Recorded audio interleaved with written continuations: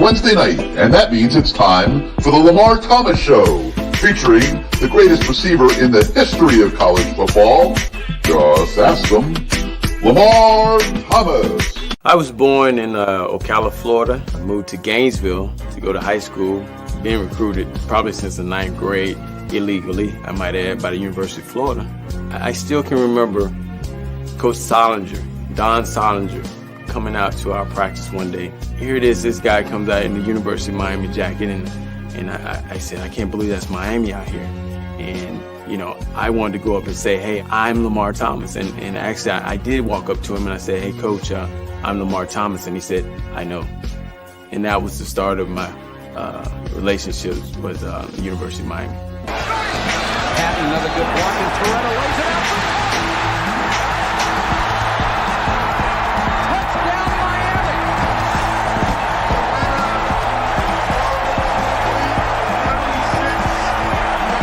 Miami! You come down here, you'll be on TV every weekend, dominating. I thought about it. I said, man, where do I sign?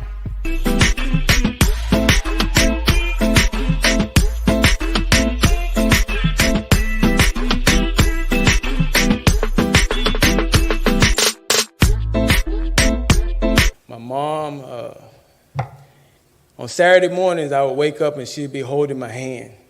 I thought she was the weirdest lady in the world.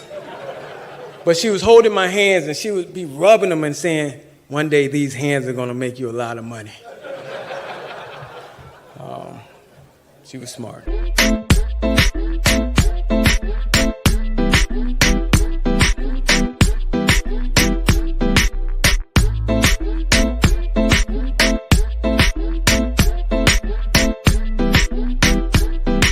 So now, here he is, the great one, along with co-host Gary Ferman of CaneSport.com, Lamar Thomas.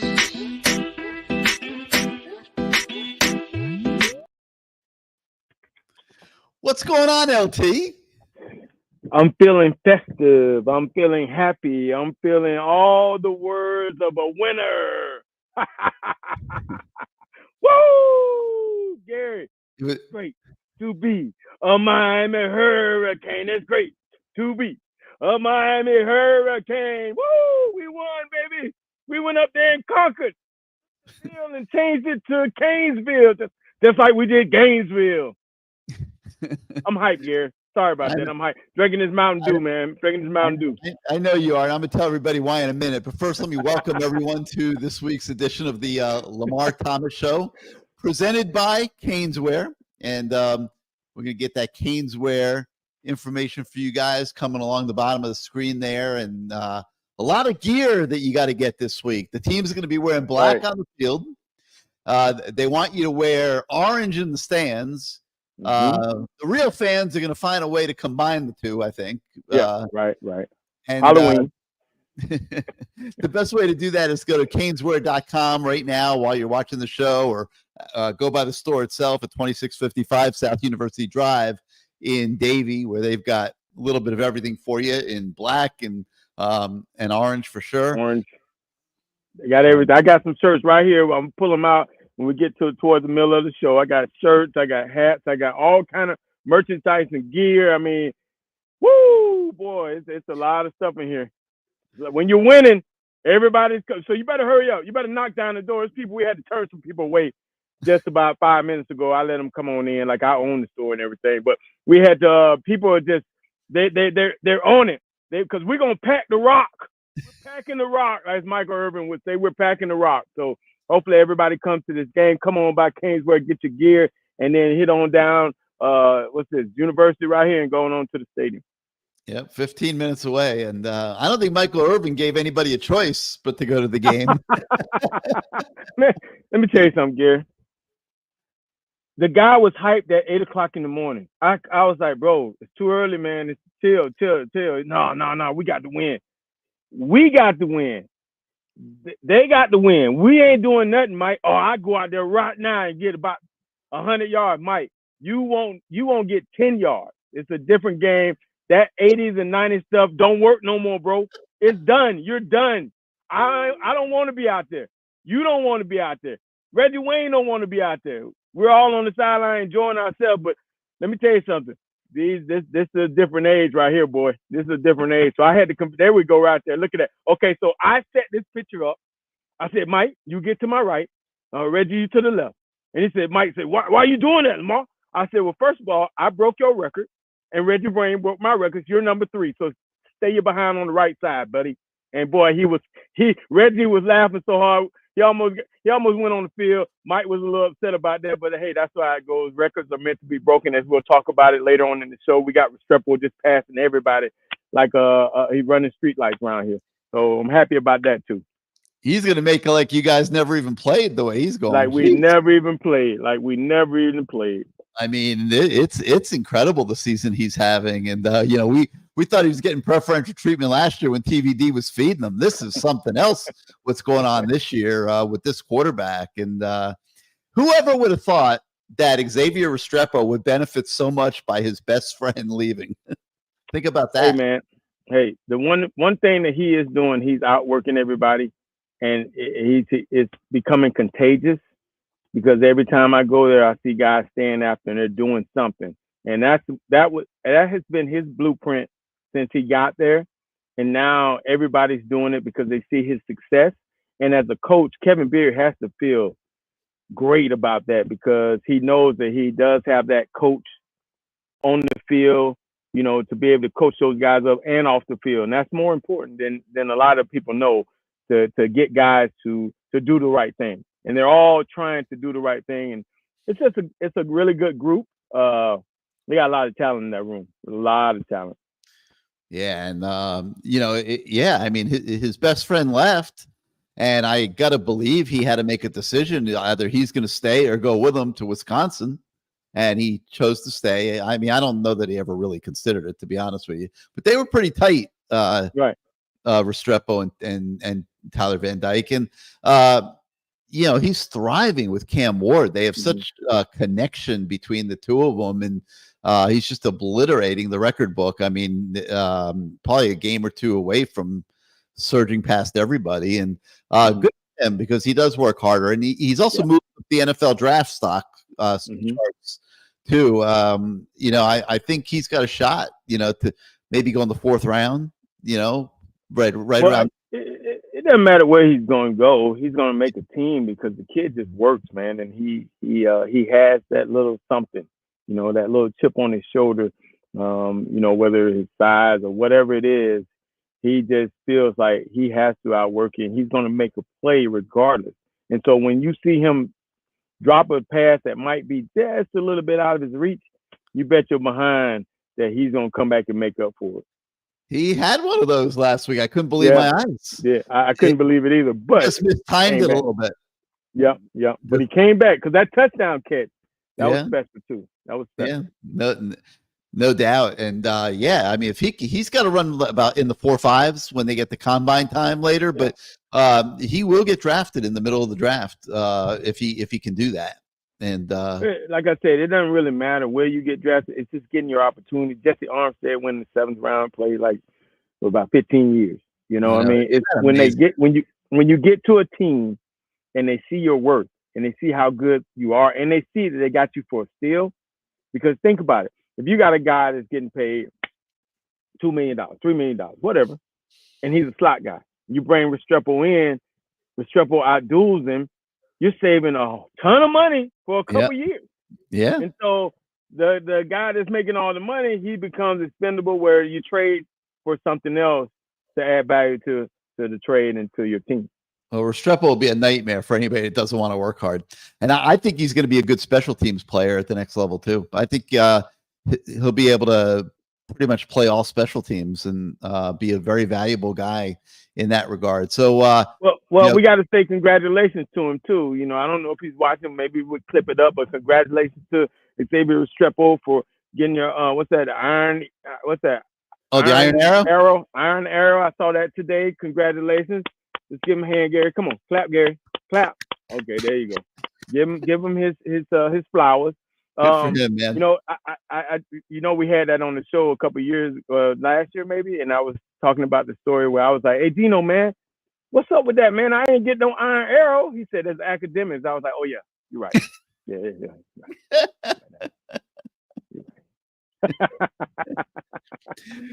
So anyway, LT, so much to talk about this week, obviously, and I'm going to start with the trip to Louisville because, you know, I was out there on the field before the game, and you arrived, and I mean, it was something else. Now, I mean, for about an hour and a half, 2 hours, you were working the town, so to speak.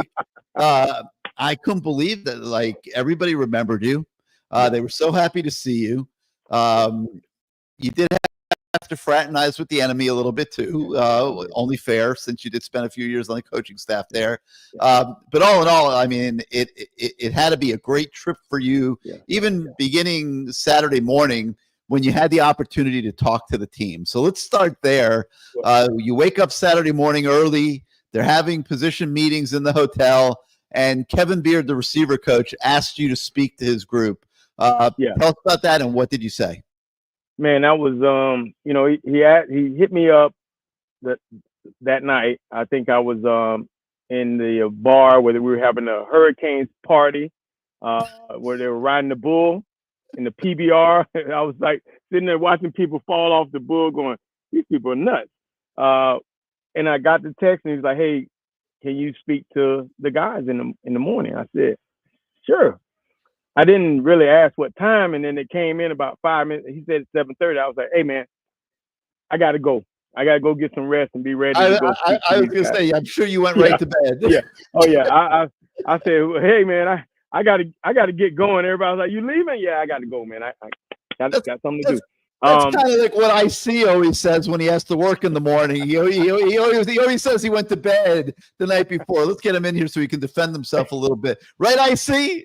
Aren't I right? You're out partying all night on South Beach before you got to work on Saturday morning, but you always say you went to bed, just like Lamar's doing right now. Lamar, you just gave up my secret recipe. Now the cat's out of the bag. No, I actually went to bed, though. I was like, there's no way I'm going to be able to get up 7:30 and speak to these guys, but it was I just basically talked to him about, you know, 3 things I want him to do. First of all, I said this: I don't know how I could have gotten on the field with you guys. You guys are so talented, you know. Man, you guys got everything, you know. But this game, 3 things you need to do. You know, you just need to go out there, play physical, play fast, and most importantly, have fun. That's what the gist of it was. Just have fun, man. This is you got a great group, you got a great quarterback, you got a great offensive line, you got great running backs, you got a great tight end. Easy work. You know, those guys can't stop you. All the preparation I see you guys doing, they can't stop you. You guys got different, each and every one of you guys have some different thing that makes this team go and makes this group better. Embrace it. Do it. Just go have fun. And that's basically what I said, because you know, I was looking into their eyes and I could tell. I said, man, they are like, who is this old freaking guy here? But at 7:30 in the morning. But no, they were very receptive. And they were. Do we really got to be listening to this at 7:30 in the morning? They were kind of geeked up, and then you know, they watched some film, and you know, I was watching film. I was standing in the back, and then they put on their little highlight thing, the little get them pumped up. And they were ready to go. And it was a great experience. It really was. The Louisville, you notice, if you follow me on Twitter, I didn't go L's down. And it's primarily because, you know, those people over there were great. They were great to me. They were great to my family, my wife, my kid. One of my daughters was born there, Parker. So it was a great game. I could tell you this. This is a funny story. So I go to check in. Room's not ready, right? Manager says go in the M club. I go in there for about 2 hours eating gummy bears, you know. So finally he says, hey, your room's ready. Go to the front desk. He touches me on the shoulder and said, Coach, thank you for Lamar Jackson. And I said, oh, well, I was just doing my job. Thank you. I go up there. I got like a corner room suite. I can see the team coming. I mean, I got 3 windows in my play. I'm like, oh, boy. So all day, the fans were coming up saying, thank you for Lamar Jackson. You know, the Cardinal even came up to me And I saw him coming. I was like, why is this Cardinal coming on our sideline? And he said, hey, he goes, hey, can we take a picture together? I go, yeah. He goes, thank you for Lamar Jackson. So it was a great experience seeing all those guys at Coach Brom, Garrett McGee, Pete, just a bunch of guys over there. I saw some guys I hadn't seen in a long time. So it was a great experience. But getting into that game, what a great environment. The city of Louisville came out. Our fans came out. We had a ton of fans up there too, man. We had a ton of fans, and it was Miami awesome is traveling this year. Yes, it was awesome to see our fans loud, enjoying themselves. And at some point in fourth quarter, we always take over. So it was a great experience. Kudos to our fans that traveled. So I see if you had somebody inspirational like Lamar to come talk to you at 7:30 in the morning on game day, you'd still be playing, wouldn't you? 100%. I'd be averaging 150 a game, 10 catches, 2 tutties, all that good stuff. So, 100%. I feel like it's really cool for those guys, though, as well, to kind of get somebody that's been in their shoes before at the University of Miami, won a lot of big games, kind of give them some tips and pointers. Obviously they're playing at a super high level, and it's always good hearing from people, like I said, in that position. That's how I kind of feel on this show. Every time you guys bring in a former game, I'm just like, wow, this is awesome. Like with Big Sil talking about driving Ferraris and stuff like that. It's just learning new things that you didn't know, and applying that to what you're doing now is always pretty cool. So I'm pretty sure, and I know those guys probably enjoyed hearing from LT and all the other Canes on the sideline as well too. Well, unfortunately, you didn't have anybody to inspire you, so you're here with us on a Wednesday night. And, I wouldn't say unfortunately, man. I'm loving this side of it too. I was going to say it could be worse. It could be worse. All right, so LT, so as a former player, what is it like when you guys get to go in there and be a mentor to the new generation of Hurricanes? Like, what's that feel like? As you see these guys, you see them. When I talk to them, I'm usually talking to them about something I see. I see them with all my experience, whether coaching or playing. And I'm just trying to give them little tidbits on certain things, and they're very receptive. They're not like looking at us like Mike. Obviously, Mike gets in their face. I'm not a in your face type of guy. I kind of pull him to the side and say, hey. I can tell you, Mike is all up in him. Yeah, he's all up in him. He is all up in him. It's cool because I know when I think I spoke on this last week, when those guys, the Michael Irvins, the Eddie Browns, the Brian Blaze, even Nat Moore was on our sideline a couple of times because he was doing the games, and sometimes he would be down. I just picked their brain. I asked a lot of questions, and to hear these guys sometimes ask questions, it's very refreshing because that means that they want to be better. They want to continue to Beard's doing a great job. That staff, those wide receiver coaches they have in there, they're doing an awesome job with those guys. But it's just another set of eyes that whether it's Mike or myself or Reggie or whoever, Santana, whoever is there can say, hey, this is what I saw. This is what you can do. It might have been in the 90s or it might have been in the thousands or whatever when we did it. But for the most part, a lot of the stuff still works. So it's cool to be around those guys. It kind of gives you the itch again. It kind of gives you the itch. When I'm taking those kids to school and they're all four in the back and they're screaming and they're yelling, they're throwing fruit snacks and peanut butter and jelly sandwiches at me. I'm like, this is where I want to be. But then when I go down there and I get around those guys, I'm like, man, I have so much knowledge about this game. I got to give it up. I can't just hold it in. I can't just dive with it all up in it. Let me give it to somebody else who needs it, who deserves it. Those kids they're balling, and I'm very proud of them. Well, all four of them caught touchdown passes in the game, undoubtedly due to the inspirational words that you gave them first thing in the morning when they were half asleep. So that was a good thing. The other thing I wanted to ask you, all right, so then you get to the stadium and now you're seeing like so many people and you have so many relationships up there at Louisville, and you were going from sideline to sideline and working the whole place. What was that like for you? It was pulling up to the stadium. It was kind of weird because the last time I did it like that, I was the away team. I was at Kentucky. I was a Kentucky coach. And, so there was a lot of hatred, like we got to kill these guys. They're our rival. We're their big brother, or they're our little, it's all kind of stuff. But then I'm looking at the stadium. I'm going, man, there was a lot of good in that stadium. And then when I walked in there and saw Lamar Jackson's name up on the building, I was like, wow, I was able to help this legacy. That kid up there is, it felt good. It was, I walked around, I talked to people, but when it was about game time, I had to focus in. Like I was playing again. I had to focus in. There was no time to talk at that point. It was focus time. Well, thankfully, the Hurricanes came through and gave you something really, really good to focus on. And it wasn't pretty. Special teams couldn't have been worse. The defense had a tough time with that offense. They had some very nice looking skill players. Mm-hmm. But at the end of the day, number one was the best player on the field. And it's becoming kind of obvious that he's not going to let them lose. It's going to take a lot to beat Miami this season. It really is. I mean, talk about a guy that just rises to the occasion at every moment and knows exactly what he needs to do at every given point in the game.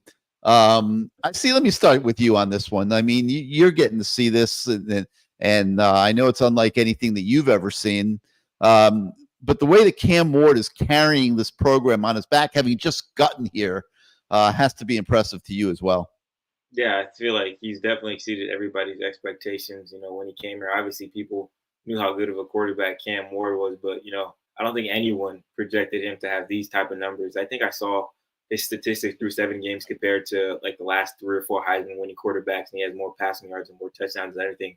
Like I said, I don't think anybody expected it, but boy, are Miami fans and supporters of the Hurricanes very happy to see that. And like you mentioned in that game, just another amazing game. You mentioned 4 different wide receivers, scoring touchdowns. The running game looked amazing, and I feel like if that running game continues to develop, continues to become a real threat like the passing game, it's like, how can you stop this offense? Like I was, like I said before we got on the air, I was watching Florida State's defensive coordinator Adam Fuller kind of talk about Miami. He's like, when a team is executing at that level, it's like, what can you do besides try to slow them down? And one of the reporters asked him, they've had some mistakes and things like that. He's like, well, they haven't had enough mistakes. They're 7-0 right now, and I kind of feel like that sums it all up. Miami's just executing at a very high level on the offensive side of the ball. You have to give a lot, if not most of that credit to Cam Ward. Obviously, the offensive line plays a huge part. The wide receivers are running back. At the end of the day, he's the heart and soul of that offense, and it runs through him. And like I said, he's exceeding everyone's expectations, including mine.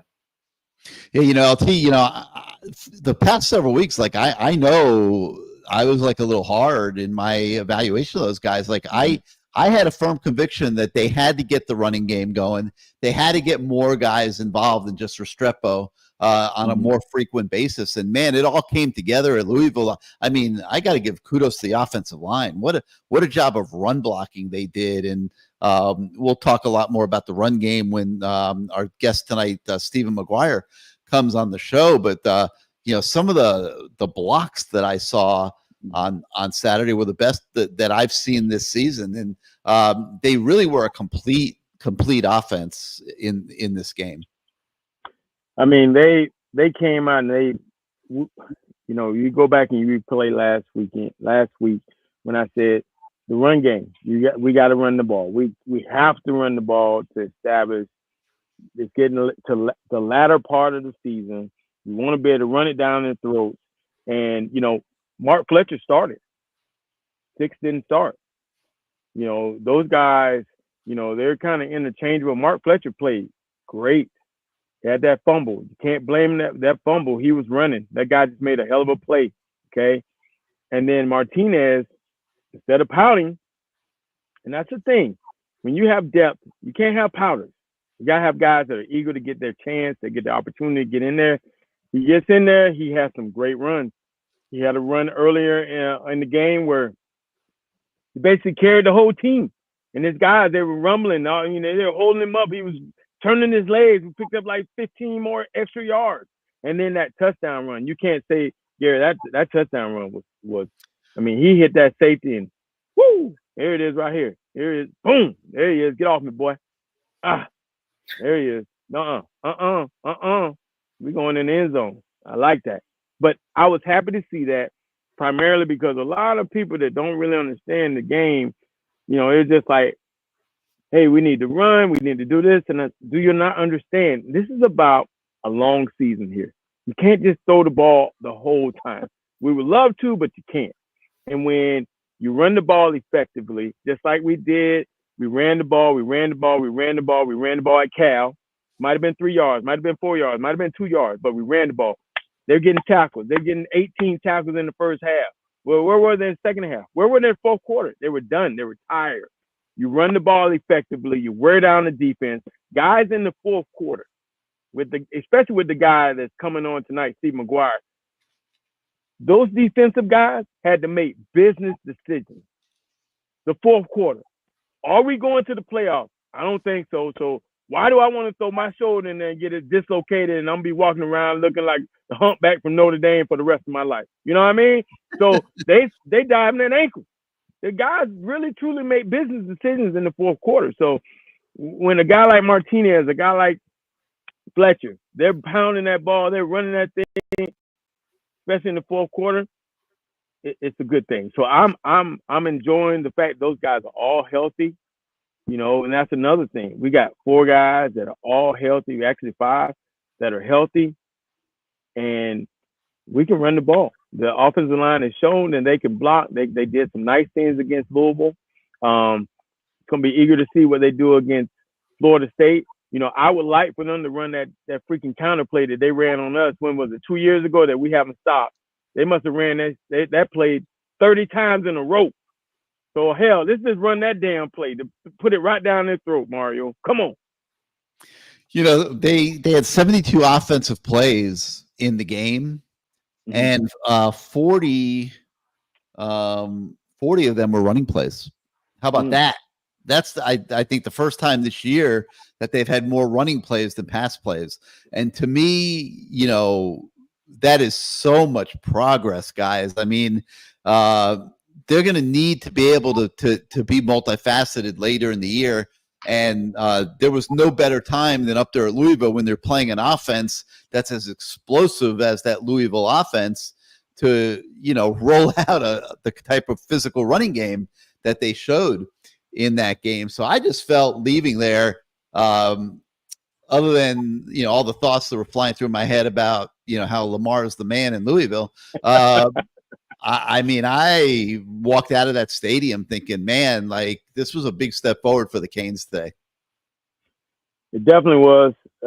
And like I said, the running game was there, the passing game was there on the offensive side. Obviously, on the defensive side, you got to give Louisville credit. Those guys made some plays. I told you guys, Brom is a hell of a coordinator.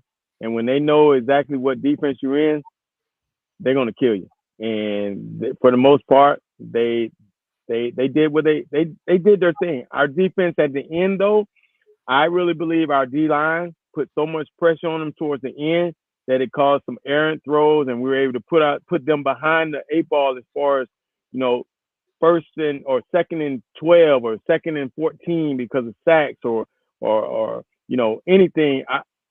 I like what happened at the end of the game. We were able to get the stops when we needed to get the stops. Falconer says that Xavier Restrepo is Berrios, but possibly better. Very similar type of players. Berrios is faster for sure, but he's not as thick as Xavier is, and probably can't use his body to get open the way Xavier can. So in some ways they're similar because they're slot receivers, but in other ways they're very different, I would say, of those two, right, Lamar? Yeah, I think Restrepo is built like, he has a running back build a little bit. He's lazy thick now. You ain't gonna just bring him down by a little arm tackle. He's a very crafty too. He's very crafty, and that's the thing. He knows how to change the speed in the middle of the route. He knows how to get separation, whether getting a little chicken wing, as I call it. But he knows all the tricks, and he's been doing this a long time, so he's very crafty. Tucker's calling him Rudy. I don't know that I'd call Xavier Rudy. No, Rudy was number 38 from USF. Yeah, that was Rudy. The little guy from USF. That was Rudy. The walk-on, that was Rudy. Restrepo ain't no walk-on, dog. Yeah, he ain't no walk-on. He's a bad guy's player. Getting ready to rewrite every record, every receiving record at the U before this season's over. And I don't have to tell you the long list of great players that have played receiver for Miami. I mean, this is a hell of an accomplishment that he's putting together this season, no doubt. So the special teams fell apart. Yeah. I mean, fell apart bad. Gave up the fake punt. They had the kickoff return for a touchdown. You're on the road, LT. That's a lot to overcome. Yeah, they just, on that kickoff return, one thing I could say, watching that guy, the first two kickoff returns, I said, if 17, because 17 was the guy that was getting down. I don't even know who 17 is. He was getting down there, forcing the cut, but the guy was hitting it. I mean, when you have a kick returner, what you want him to be able to do is nonstop hit that hole before it closes, because it closes so fast on special teams. That's what our 24, the speed guy, he has to get better at. He kind of hesitates a little bit. He's fast, and I don't think he really understands that you got to hit it. This isn't high school. You got to hit that hole, and you got to take. And that's what their guy did. And after the second return, I said, "Hey guys," and we were kicking into the wind. And Borregales has a great leg, but we were kicking into the wind, and the ball was just getting held up there. And I said, "Hey," I was telling some guys on the sideline, "That dude's gonna bust one, because he is hitting that hole hard. He's getting hit. It's a little pile up, but he's gonna squirt through there." And sure enough, he got through there in the fake punt. Wow, that was a ballsy call by Jeff Brom. It was ballsy. They called us. I mean, it happened. But when you say special teams didn't play well, the most important play that was made on special teams was recovering the damn onside. So kudos to the special team coach for that. Because if we don't recover that onside, are we happy right now? I don't know. I don't know. I see. We didn't see that coming. We've been covering the team all along. Obviously, we didn't see that type of breakdown in special teams coming. There had been no signs of that. Yeah, none at all. But it's funny. So you guys were actually there watching it on TV. The ESPN announcers like, "Man, I think they're gonna fake it here." Little do you know, they faked that same play, and I'm like, "Dang, how do these guys see it?" And Miami staff doesn't really get onto it. But they were probably at practice and saw him practice it. Something like that. They got it right. There you go. Get paid the big bucks. But I mean, like LT said, they got the onside kick. That's the biggest play on special teams. And Borregales hit that 55-yard field goal. Yeah. Another one. He's been pretty good all year. Making those little field goals. Obviously, when he needs to. So just tweak a little bit of things.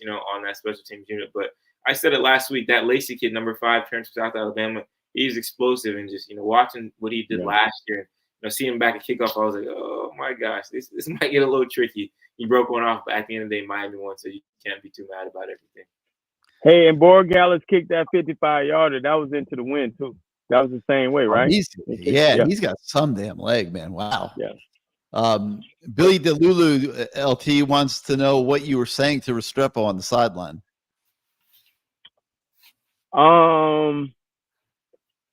Well, after Mike got out of his face, I think I was just saying, man, great catch, bro. Great catch. I'm a fan too, man. I'm a fan of those kids. So I think I was just saying great catch, and I don't know what the hell was going on. I was just so excited. Anytime a receiver, obviously I feel close to those guys because, just being around them every week, you become like friends with them, so to see them all smiling after the game, during the game, it really meant a lot because, you got to understand when some of these guys only been here, you know, they haven't been here a whole year. So to get it cohesive in that room where you got a lot of I guys, and to get them to think we, the you, is it's a pretty big ups for their coaching staff to be able to get them all to be on the same page and enjoy each other's company and pull for each other. You know, that's the most important thing. They got to pull for each other and they got to make each other better. So I was very happy with those kids, those guys. They're not kids now, they're guys. And let's talk a little bit about the defense. You know, we talk so much about the offense for justifiable reasons, but the defense has really been struggling the last 2 weeks. And, you know, Lamar, I know you were out there in the preseason quite a bit, and you know, I was out there a little bit as well. And, you know, it's like there were days where, I mean, we have the best passing game in the country. We have the best offense, arguably, in the country.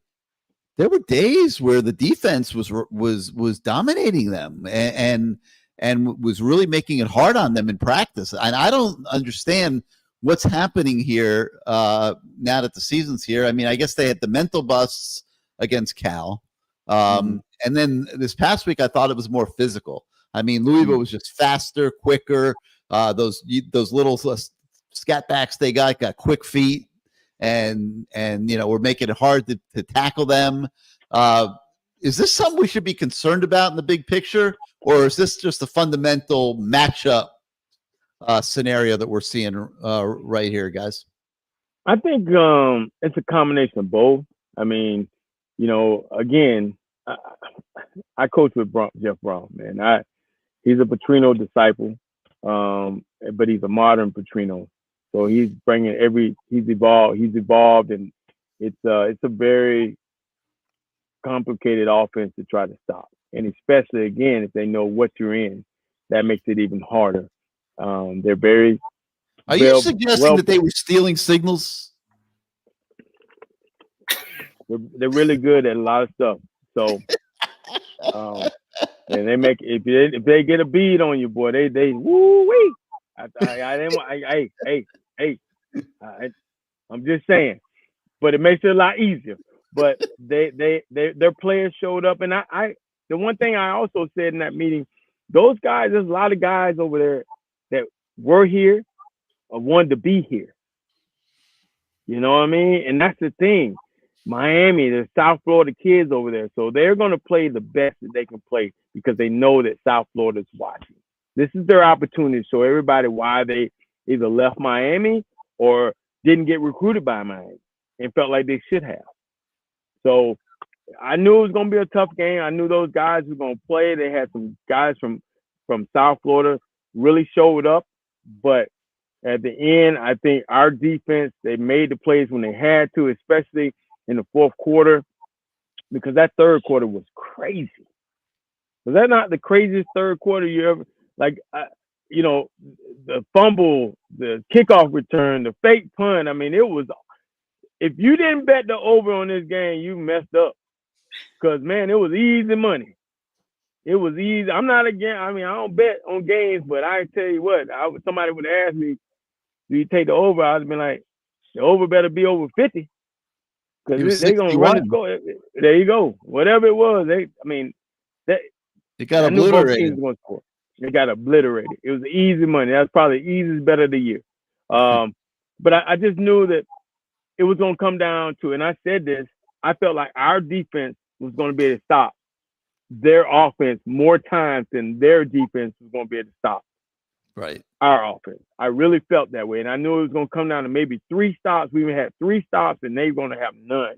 You know, we only kill ourselves. That fumble, that was a great play by them. That was a great play. Okay, that was Mark Fletcher played a hell of a game. He ran the ball hard. When you're down on the field and see him squeeze through those little gaps and then come out and then put that shoulder down on the guy, put that thing on him. I mean, it's a beauty to watch. But he played a hell of a game. It was a great play. And, you know, obviously Martinez, he had some runs, and then they brought 28 in there a couple of times.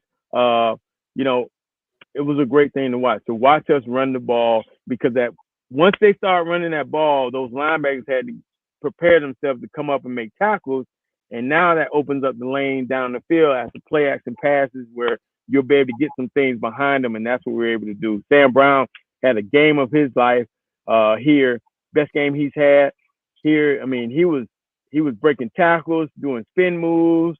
You know, Jacoby didn't start the game, but he gets in there and scores a touchdown. Oh, here's Sam Brown's play right here. Boom. Look at this. Get off me, boy. Look at it. Sam Brown right there. Get off there. There he is. Okay. Nice spin move. Yeah, like he pressed the 0 button on the PlayStation 5.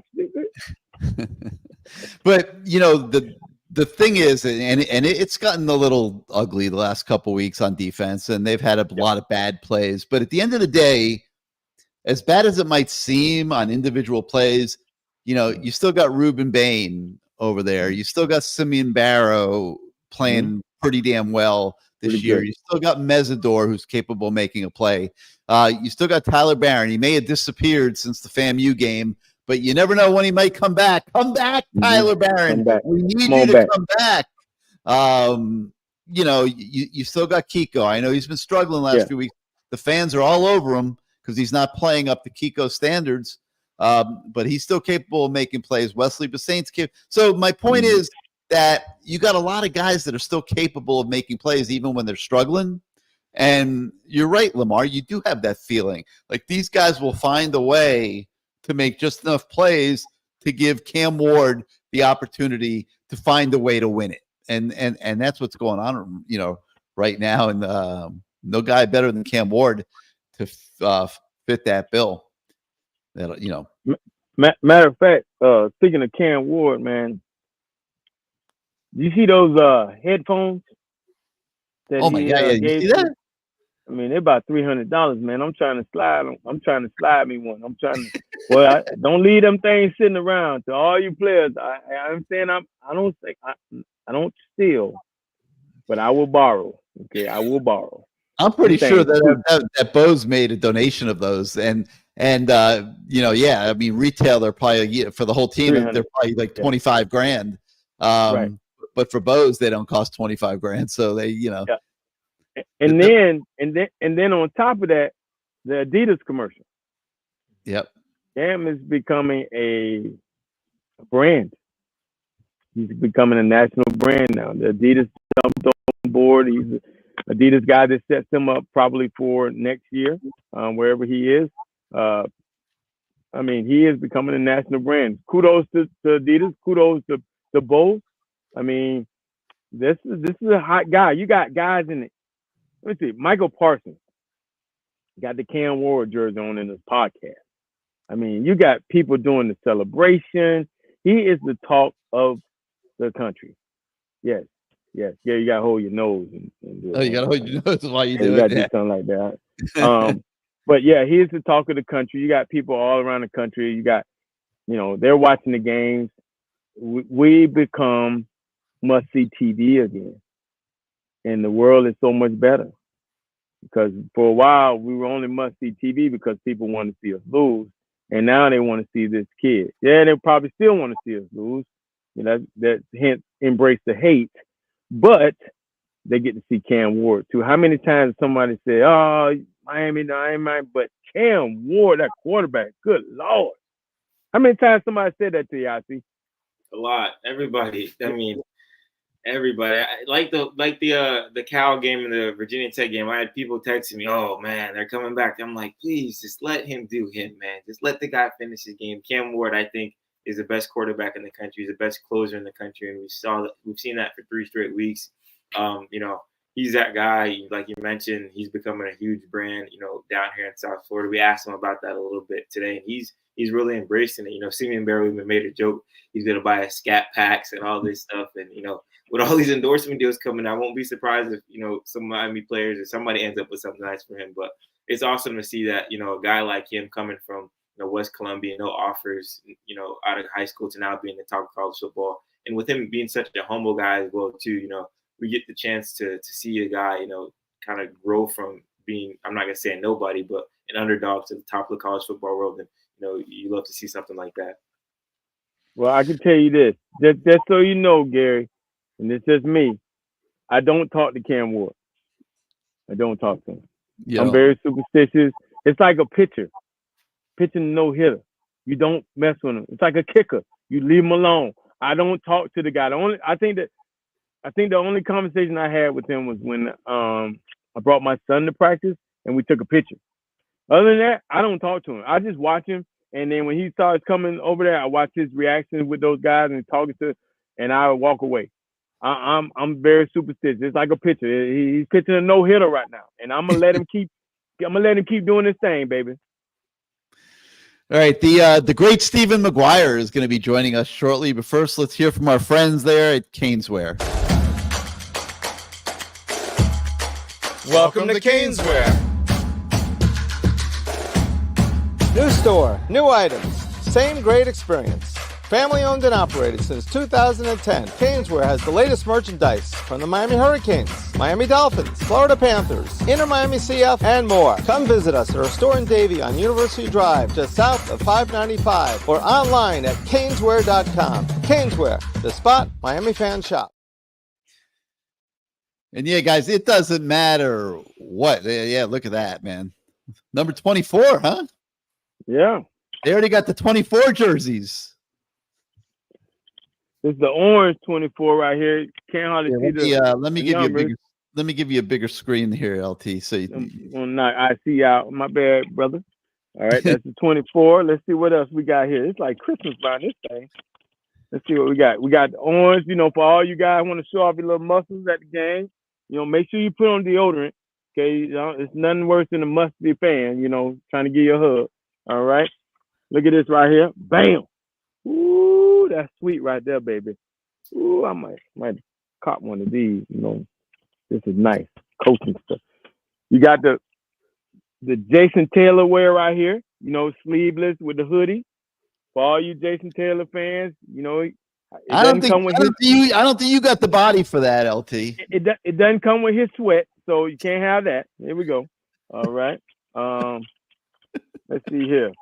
Look at this orange polo. This is go nice on the golf course, and it will go nice on Saturday at 7 p.m. at the Rock. Here's the orange we talked about. These are coaching shirts right here. Nice. Let's see what else. Ooh, what did I say? FS Doodoo? Is that what it said? FS Poo. There you go. FS Poo. FS Poo. There you go. We got that. Hold on, got a couple more, Gary.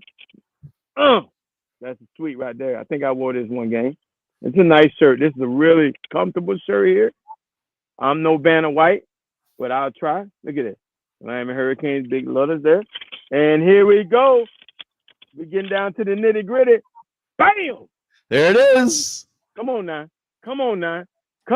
You got to get you one of these. CaneSport, baby. Woo-wee! And, of course, team shirt right here. I saw the team, a lot of guys on the team wear this shirt right here around. It's a nice, comfortable shirt. Very comfortable shirts. Very comfortable. Got hats. Oh, by the way, I know everybody's been asking about this hat, the Lamar Thomas road trip hat. Sold out, baby. Sold out. Everybody wants it. This is my deal right here. You see me on the sidelines. Look at that hat right there. Ooh, that thing's sweet. Sold out. Sorry. But Brett will be buying some more if he can find them. And here you go. You got this hat. You got this hat. This is a sweet hat here. Kind of like mine a little bit, except we got a little plastic right there. And old school. That might be a good one for you, I see. Hey, this is old school right here, Gary. Yes. This is old school right here. Trucker hat, old school with that old logo. Awesome. I like awesome that other one for here. IC. That other one would be good for IC. Which one? This one right here? The one before that. Yeah, that one's nice. Yeah. Man, I see no. I don't know. I see what hats, man. He wears hats. He wears hats. Wears hats. He's got hats for every team in the country. Baseball, football. He's got it all, LT. Okay, my bad, I see. No disrespect. Anyway, guys, it doesn't matter whether it's hats, jerseys, polos, T-shirts, whatever you possibly could want as a Canes fan, you can get at CaneSport at 2655 South University Drive in Davie. It's 15 minutes north of Hard Rock Stadium. You can go there before the game, load up. They'll even sell you, if you don't have your tailgate stuff and if you're new to tailgating and you want to get into it, this will be a great tailgating week out there at the Rock on Saturday with the game at 7 o'clock. You can go by. They'll sell you tables and chairs and everything you need for your tailgate. You can get your gear. And I didn't forget La Spada. There's La Spada Sub Shop next door. They feed Lamar every Wednesday night, and you can load up on your food. It's like a one-stop shop, to be honest with you. Yeah. Over there in that shopping center at 2655 South University Drive in Davie. So they've got every size for men, women, kids, babies. They'll even dress up your pet. So make sure you make time. Go by CaneSport. It's more than a store. It's a true experience. If you can't make it to the store itself, you could shop them at CaneSport.com any hour of the day.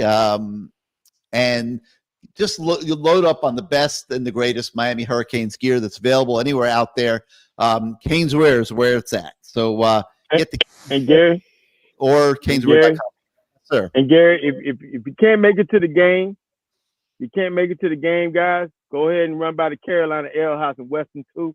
I'm telling you, you won't be sorry. And they got the Gators are there on Saturday, so it's always great to come in and bust them up a little bit, move them out the way. The Gators are there, they're out there, and the Hurricanes come in and take over. FSU fans, you don't even have a chance. You might as well bow down to FIU. Okay, just bow down. Okay, but go check out the Carolina Ale House over there. They do a good job. I'm there. If I'm not watching the game, I'm over there. So you might see me there. So come on over there too. All right. So I'm watching the game the other day, and I see this play. Okay, Mark Fletcher, and look how he hits that hole. And I'm thinking, my God. Has Stephen Maguire been reincarnated? I mean, one back in the backfield, he takes the handoff, bounces it outside, and hits the secondary hard. I'm like, I'm watching Stephen Maguire all over again here, LT. Except for right there at the end on that 50-yard line, that guy would have been crushed. Like, he wouldn't have given that, he would have given that forearm right to his face mask. Greedy Steve. But yes, I'm thinking Stephen Maguire. So it's only appropriate that we bring Stephen Maguire on the show tonight, and there he is. What's happening, gentlemen? The man himself. He got a fresh haircut. Look at you. I'm already ready. Down to Miami tomorrow. I'm flying down tomorrow, man. He will be here. Yeah, Greedy Steve will be here. Are you excited, man? Yeah, I'm excited. I'm only pissed off about the Rock, man. What's with the Hard Rock Stadium charging close to $200 and $300 for some goddamn parking, man? What's up with that, man? Holy cow. Hey, you should have gone to the Taylor Swift concert the other night. They had to wait like 3 or 4 hours to get an Uber to go home. Oh, my God. I'm going to Uber to the game. In the middle of the night. Hey, if you Uber to the game, let me tell you something. Where you get picked up, it was a long way. You might as well. I made a mistake, bro. I made a mistake and Uber to the Dolphin game thinking, oh, well, okay, ain't no big. I didn't have a parking pass. Man, me and my wife, we must have walked. It must have been 10 miles to the Uber pickup spot. So maybe one of the boys can give you a ride, bro. Just I'm trying to catch a ride with you, man. Shit. Yeah, okay, we can do that. Yeah, man, you don't want to Uber, dog. Not back. You can Uber there. And they drop you off, but the way it ride, it ain't the right thing. It ain't the right thing. How do they get the cars to get everybody home? I don't know how they do it. Well, they put the Uber pickup so far away from the stadium, man. It's ridiculous. I didn't know where I was going. My legs were burning. You know, it felt like I was running 110s again. We're trying to get home to save money with the babysitter. I mean, there was all kind of stuff going on, man. All right. That's a reminder for you. And I'll remind you on Saturday too, man. But good to see you, man. Good to see you. You know, I wanted to bring you on the show tonight. You know, the running game finally showed up. The questions I have for a running back in a crowded room. how do you guys do it? What is your mindset? Because you got to get yourself in the flow of the game, and you get pulled out. What's the mindset of a running back with maybe three guys that play around the same time? What is that mindset? Well, your mindset is that, like me, back when I played, like I knew my mindset was I was a short yardage guy. So I know when it was like 2nd and 2 or 3rd and 1, I already knew my mindset. They really going to call me, and I got to get the job done. You know what I'm saying? It's almost like the closer for a baseball team. You know, you got to have that mindset. This is it. And when your number's called, you just got to go out there and produce. You know that. That's how. But see, that was early. When you became the guy, I mean, how was that? You got all these guys, Martin Patton, you got all these guys behind you, putting them in. Do you feel like as a running back, you have to stay in the game to get your true feel for the game, or you're okay with being sub? Nah, at a certain point, you know what? Like, there's a flow that kind of goes with the game, like, I never forget, like 1991, that Florida State game, I was in the flow. I was just gashing them, offensive line was doing their thing. I was just gashing them 10, 20, 15 yards, I had that flow, but then when I fumbled, coach took me out. So I had to get my flow back, and, he put Larry Jones in, but and I don't think Patton didn't play that game, but Larry Jones came in and he did his thing, but your mindset has to be right, and as a running back, you need that that flow for the game, all right, reading the linebacker, reading the the blocks for the lineman, if he's going to kick him out, I'm gonna cut it up or whatever. You know what I'm saying? It's different, Unlike the wide receivers, wide receivers just go out there, you run your routes and whatever. But running backs, you get that ball, you got to have a feel for that game. Well, I think you're way too humble. You were way more than a short yardage running back, Stephen. I mean, you had 1,953 yards in your career. You graduated as the second leading rusher in school history. You had 35 career touchdowns, matched only by the great Edgerrin James. Yes. I mean, I could go on and on and on and on and on. I mean, you were absolutely way more than a short yardage running back. In fact, I'm looking at this year's running backs, Fletcher and Martinez, and I wasn't kidding. Like, they are reminding me of Stephen Maguire, because they're bigger backs like you were. Yes. And they hit the hole the way you did, and it's not the same offense, obviously, so it looks a little different. Yeah. But there's a lot of Stephen Maguire in these two guys. I was watching Fletcher. Fletcher's a beast, I mean, the dude's like 6'2", 225 pounds, and he runs downhill hard, man, and I love it. And I know Mario's loving it too, because he wants to establish the run. And as you can see, once we establish that run, everything else opens up for the offense. It's simple. It's such a simple concept. Even back in the days, if you look at all the Miami Hurricanes teams, if we established a run in the past, we are very hard to beat. We are so hard to beat. We could beat you with the run one game or the pass one game, but when everything is clicking, man, it's a beautiful thing, man. I'll never forget that Houston game, man. Oh, that was a beautiful thing, man, wasn't it? Look at that. We had the pass because of the run game. Thank you. They opened up the pass, and because of the pass game, opened up the run. Thank you. They couldn't stop us. Thank you. It was just a beautiful thing. So, look at this Damian Martinez touchdown run from the other day, Stephen, and you tell me this isn't all you. I mean, boom, boom, boom, cut up in the hole. Boom, oh, boom, boom. Look at that. Oh, that was beautiful. That's all you. That could have been one of your highlights. Just so you know, that's how Greedy Steve looked when he was going over to the Cal. Nobody could stop him going to see Miss Tight Lady, Miss Sarah. You couldn't stop him. Right? You can only hope to contain him as he was going to get 8 steaks. You know what I mean? That's not You knew when Greedy Steve was on the way to the Cavs, you ain't gonna stop him, dog. You ain't stopping him.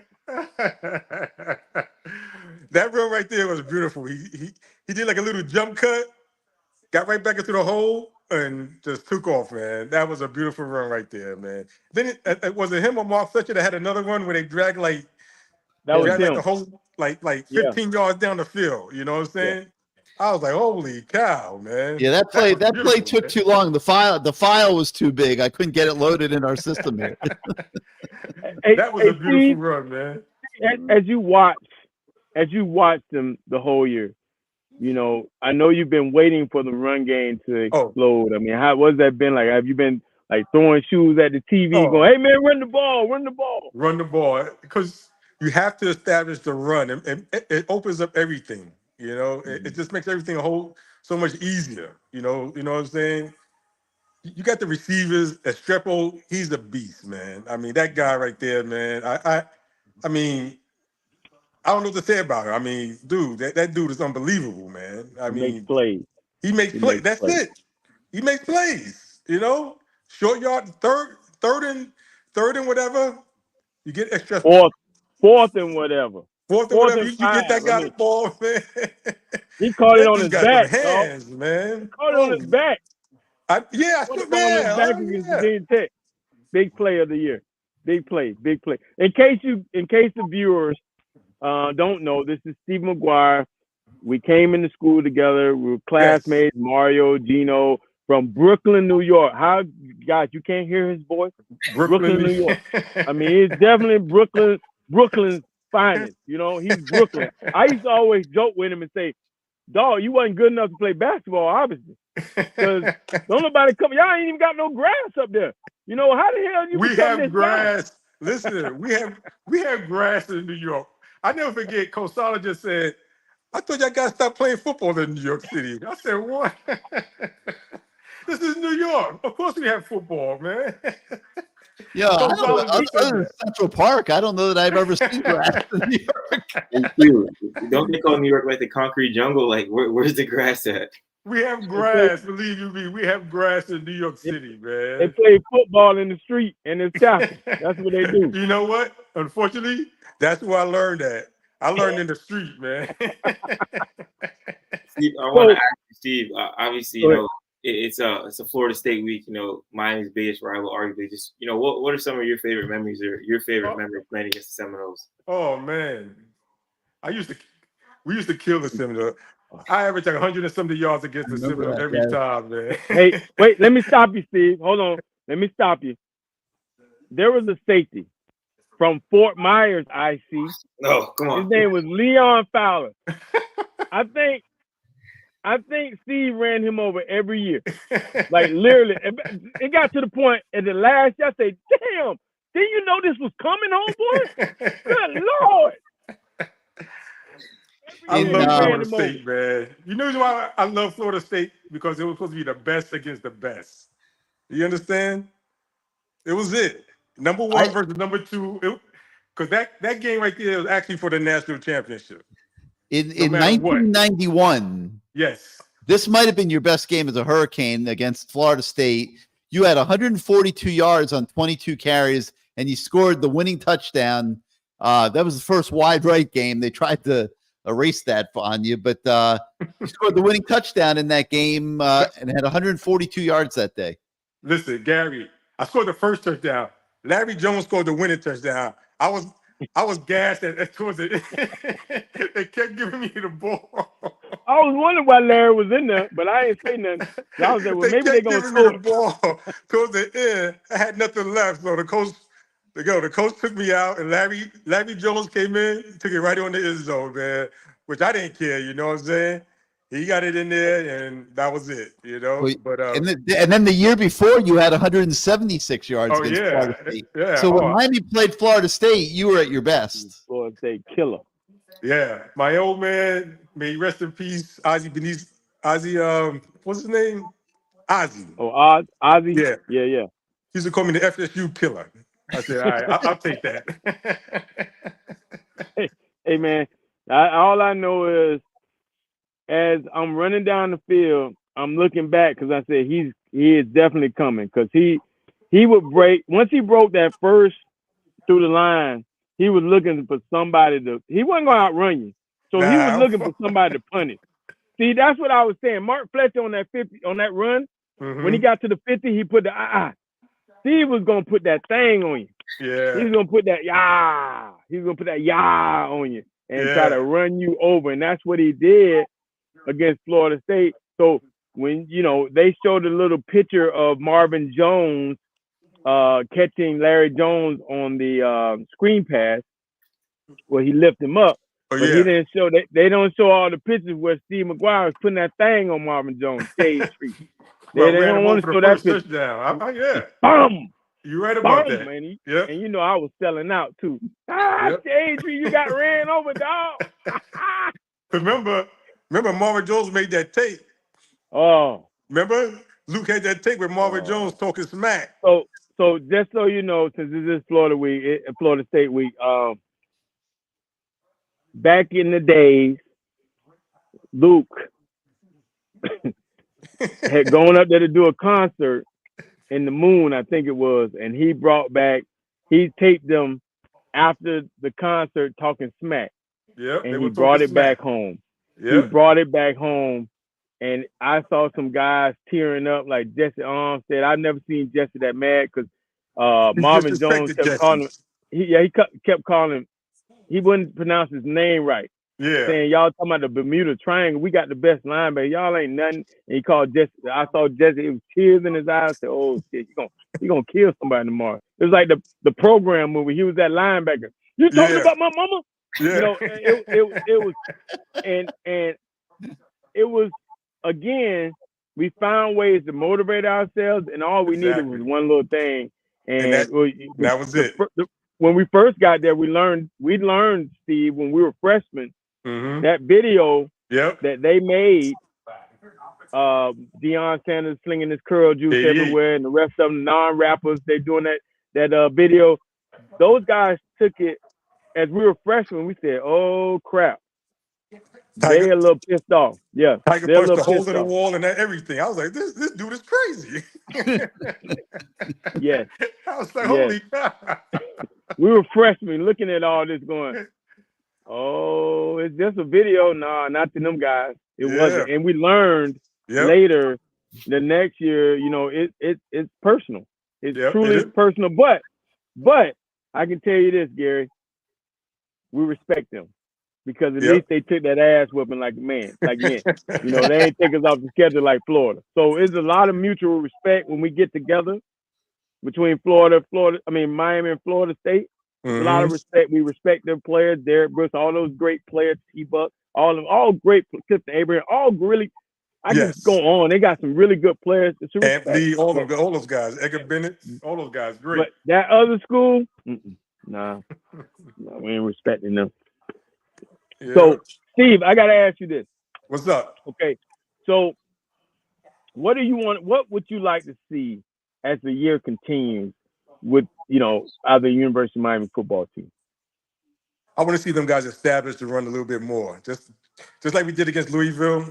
You know what I'm saying? The defense got to play a little bit better, but let's establish that run. And you know what? Everything else is going to fall into place. Everything else will fall into place. I mean, it's kind of sitting right there for us because we got Duke. Duke is 5-1. I mean, you never know. Manny Diaz, got a little chip on his shoulder. Going to come back to the Hard Rock. You got Wake Forest not playing too good. You got Syracuse is doing pretty good. So hey, it's right there for us. Once we establish that run and everything else will open up. Cam Ward do his thing. Man, that guy is the greatest, man. I haven't seen. I was just about to ask you, what do you think? Give us your opinion of Cam Ward. Cam Ward, I think that dude is good, man. I think he's great, man. Listen, I wish I could pay him another $2 or $3 million for next year. Stephen, for one more year. People ask me, is he the best quarterback to ever play at Miami? I mean, you know what it is? Because it's only 1 year. You know what I'm saying? But this 1 year is special. Yeah. The stuff he's doing and how he handles himself, and you can see it on the field. He doesn't look. He never looks frustrated or flustered. No. He always looked calm. He got it. Even when he's going, he takes off, he runs, he goes to the sideline, doesn't take any unnecessary hits. He's just like he's in control of everything, Steve, let me ask you this. When you say he's in control, did you stay up and watch the Cal game? Did you watch the whole game, or did you fall asleep? Yes, I stayed up and watched that game. What did you say after that interception? Because I'm going to tell you what I said. What did you say after the interception they took back for the touchdown? I was like, when he threw it back across field. Yeah. What did you say? How did you feel? I felt, it was just, I'll take it. You know what I'm saying? You're going to have a bad play every now and then, but hey, I'll take that. You know what I'm saying? But he made up for it. Yeah. You understand? He made up for it. Interceptions, fumbles, all that stuff's going to happen. That's part of football. Yeah. You know what I'm saying? As long as he make up for it, and he still took control of the team and managed it well and did what he had to do to get the win. That's all that matters. But when somebody says, is he the best quarterback to ever play at Miami? And you're thinking back, Kelly, Kozar, Testaverde, Walsh, Erickson, Gino, Ken Dorsey. How do you answer that question? If he was to come back for another year, maybe.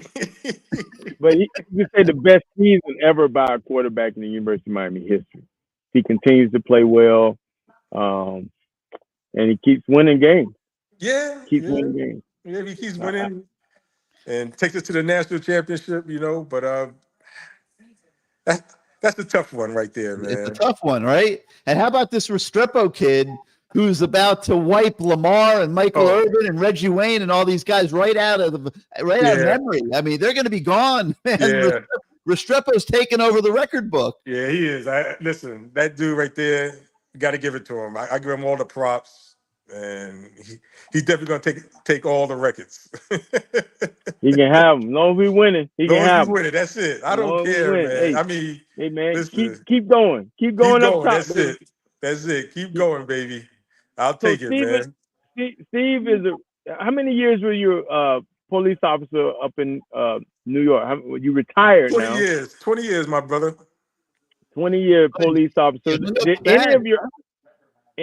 any of your football University of Miami locker room help you in being a policeman, being up there in New York? Did any of it help you? You had to have thick skin because being in the locker room at Miami, you better have. Yeah. So I'm sure that you weren't given donuts all the time by people up there. So I'm sure they had some choice words for you. You probably like you always did, laughed it off. That's it. Yeah, it's part of it's part of the job, So, police officers, we always call to people when in their worst time. So people are not going to respect us, and sometimes it's a tough job, And I like law enforcement. I respect my law enforcement brothers and sisters, and that goes out there and doing their job. My son's a cop down in Miami-Dade County. Wow. And, hey, it's a job. And I told my son, as long as you treat people with respect, people are going to respect you. And that's about it. You know what I'm saying? On the WhatsApp group, we had a couple guys that we took bets. We said that we haven't found out the truth, but we said most guys say you spent the majority of your time at the donut shop. I'm just telling you. Kevin Harris is the main one that said. I know Steve Nasty said that. They said Steve arrested no one ever in 20 years, but he had donuts with everybody. Hey, I got a good question. Is Mike Irvin gonna come to the rest of the games, man? Because we need him, man. Get the ranch. I think he's our good luck charm. Hey, tell Mario to keep flying him in or whatever he's doing, pay for his hotel, whatever. Because as long as we win it, Mike Irvin's on the sideline. We good. Just so you know, it was brought up that ever since Mike's been coming, we've been having close games. Yeah. So, like maybe they don't want him there.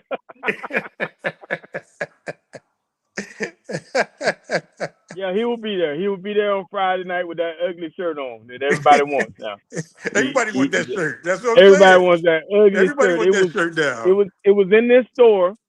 Was it sold out? How long ago was it in the store, Ken? It was in the store for 10 years? Oh, so 10 years ago that shirt was in the store. And nobody bought it. And when Mike Irvin wore it, everybody. Nobody. Now he's like, he wants me to wear it. I said, absolutely not. I got style, bro. I'm not wearing that. Well, you can't wear Mike Irvin stuff? No, I'm not wearing that. Shit is ugly. But, people want to wear it because, he walks around and he does exactly, this. And, exactly. Hey, you do your thing, Mike, but I don't want it. I don't even want to get it. Nobody I know. But everybody wants it. That's the topic of every question. Hey, man, do you know where I can get Mike Irvin's shirt? No, I don't know. I don't know. I figured that. Gary, how many times you been asked? I mean, it's where do you get Mike Irvin? At least man. Because the Mike Irvin won that man shirt every game. That's what I'm saying. Yes. He wins it every game. So the equipment man at Miami, he said to me, basically, people have been calling and asking where can they get the shirt. Did you give him that shirt? He goes, no. I've never even seen that shirt before. It's not Adidas, so It is a prime topic for everybody. Where did Mike Irvin get the shirt, and where can people buy it and purchase it? So, well, I guarantee you this. I guarantee you, Adidas is probably going to start mass producing that joint right now. Or something, yeah. And Bose, the headset company, decided we better jump in now before that shirt gets too popular. And they sent Cam Ward about 100 headsets this week to give away to everybody. You saw them? I saw that on the Facebook. Yeah, I saw that. Yeah. Everything we've been doing this season. Y'all get back in the locker room. I got a little upgrade from y'all. Let me show y'all the details. So we got the hurricane on the top. Okay. And then if you flip it, we got the bird on the side. See what I want. I'm gonna lift it in. Look at the details. Oh yeah. Oh, it's canceling. Oh yeah, we ready. So that's the new hot thing now. That's what Everyone I'm talking about. where they can get those headsets. Yeah. I'm hot. I want. Those are hot right there. Hey, when you go down there, hey, if you see one on the floor, I'm going down there tomorrow. Bar it for me. Bar it. Just bar it for me. Tomorrow. Bar it, dog. I don't know what. Hey, I don't know where they're being sold. I don't know. There will be. I'm sure Brett's gonna try to buy a bunch of them and put them in here if he can too. Am I right, Ken? Of course. Listen. If Brett does that, tell him I want the market price, man. I don't want that fair market. I don't want that. I want that made up market price. You want that? You want wholesale? He wants the. Steve Maguire said he wants the touchdown half price slice. So we got to keep that. We'll figure it out. Yeah, that's a nice gift. Could you imagine? Steve, could you imagine? And we talk about this all the time. What life would be like if we were in the NIL era? Oh, please. Well, number one, there'd have been too many scandals because you know how Facebook. They're even doing back pay for guys like the last 8 years or something. Yeah, I but saw that. They're not going back far enough for you two, but hey, dog. Man, there would have been too much stuff going on, man, with the iPhones and everything going on. That'd have been hell no. I know you would have had at least 3 to 4 restaurants. And knowing you'd have had at least a hamburger shop. You'd have had all kind of stuff. Knowing you, for sure. Knowing my guy. I never forget that game after Texas. We at the bar. The guy was giving us You took around about four bottles of Dom Perignon up to your room. I'll never forget that. And I took 2 bottles. I guess that dude won a big bet back there. He was at the bar. What you want? You said Dom Perignon. I said, oh shit, let me get one too. The dude said, take one. Then Lamar took another one and another one. I said, damn. Hey, we enjoyed our time in college. Let me tell you. Yes, we did, man. We the did. NIL we were born too early. Yes, maybe it was okay we didn't get it because who knows how. Yeah, because they would have. At that time, we were on top of the world. They probably would have canceled it just to try to give us a death penalty. Put it that way. You right about that. You damn sure right. So man. Steve, let me ask you this: with you coming to the game, what do you want to see out of Miami against Florida State? What I already know what the answer is going to be. What do you want to? I want to see you run the ball down their throats, man. Just how we did back in the days, man. Just run the ball. I never forget. Was it 1990? I think we had like 100 and something 90. yards in I think in the first half or something like that. I had like 70 or 80. I think Leonard had like Conley 100 or something like that. I think we completed 3 passes that game. I think we completed 3 passes. Yeah. Just take the ball and run. Just run it down their throats. Lamar would love to see that. Then maybe he could stay in the record book. Hey, He's man. done. I'm done. Once Restrepo the only thing I got left is I'm second to Mike in touchdowns. I think he had 26. I got 23. So once he has 16 now, when he passed that, I'm pretty much a nobody. Records are meant to be broken anyway. So yes, they are. It's all yes, good. they are. You know what I'm saying? It's all good. It was fun while it lasted. That's it. I appreciate it being mentioned. And, Restrepo, even today, they asked him, what's it like having Michael Irvin and Reggie Wayne around? And he was like, well, Lamar Thomas, he brought my name up. So it was kind of cool that, put me in that mix of, nice, Santana Moss and all those guys. So, here's a guy, again, he knows the history. Mm-hmm. He knows the history. A lot of those kids don't know the history. They just, they just showed up and they don't know about rivalries. They don't know about this and that. And they just showed up. But he really knows his Miami history and he embraces it. Good. He embraces it. And by the way, I got to tell you this funny story. Okay, viewers, please don't tell anybody this. This is between us 4, and you guys. Okay. A kid walked up to Gino Toretta. I'm not going to say when, and asked him, was he Peyton Manning? Well, Peyton Manning has a big ass head, so Gino had a Heisman shirt on, and he was like, Peyton Manning didn't win one of these. He was like, so who are you? That's what I mean. There's a kid on the team now. This is what I mean. They don't really know us. Damn. They don't really know the history of the program. They don't know guys, so I get it. But they asked him, was he Peyton Manning? That was some funny. Awesome. The look on Gino's face was priceless because he said, he didn't win one of these. And he had that Heisman. And the guy was like, so who are you? Yeah, so who are you? I'm Gino Toretta, man. I'm the Heisman winner, man. Oh, my I just God. showed up here like last month, Hey, Steve, man. Hey. I appreciate you coming on. No problem. Have a safe travels. I'll see you this weekend, Friday or Saturday. You got any more questions for Steve Maguire? I just want to know where the nickname Greedy Steve came from, because you mentioned these 9 or 10 steaks, all these burgers. Well, I like to eat breakfast. I'm a breakfast guy, right? He didn't miss a breakfast. Most of us got in trouble for missing breakfast. Not Greedy Steve. He's going to be at breakfast, lunch, and dinner. He didn't miss a meal. We had to eat, man. Actually, him and the lunchroom lady, Miss Sarah, I mean, she was like a mother to him. I mean, he would have plates to go. That's it. Hell yeah. Greedy Steve. They made up the term big back for Steve. That's right. Yeah. So we called him, Greedy on and off the field. He wanted the yards. He got the extra yards, and he got all the extra food. because he was, when he found out the Burger King was across the street, that boy was over there every day. But we had the hookup there. Remember that? Yeah, we had the Burger hookup. King hookup. we had the Burger King hookup. We had the KFC hookup. We had the Club Connection hookup until Michael Barrow slammed yeah,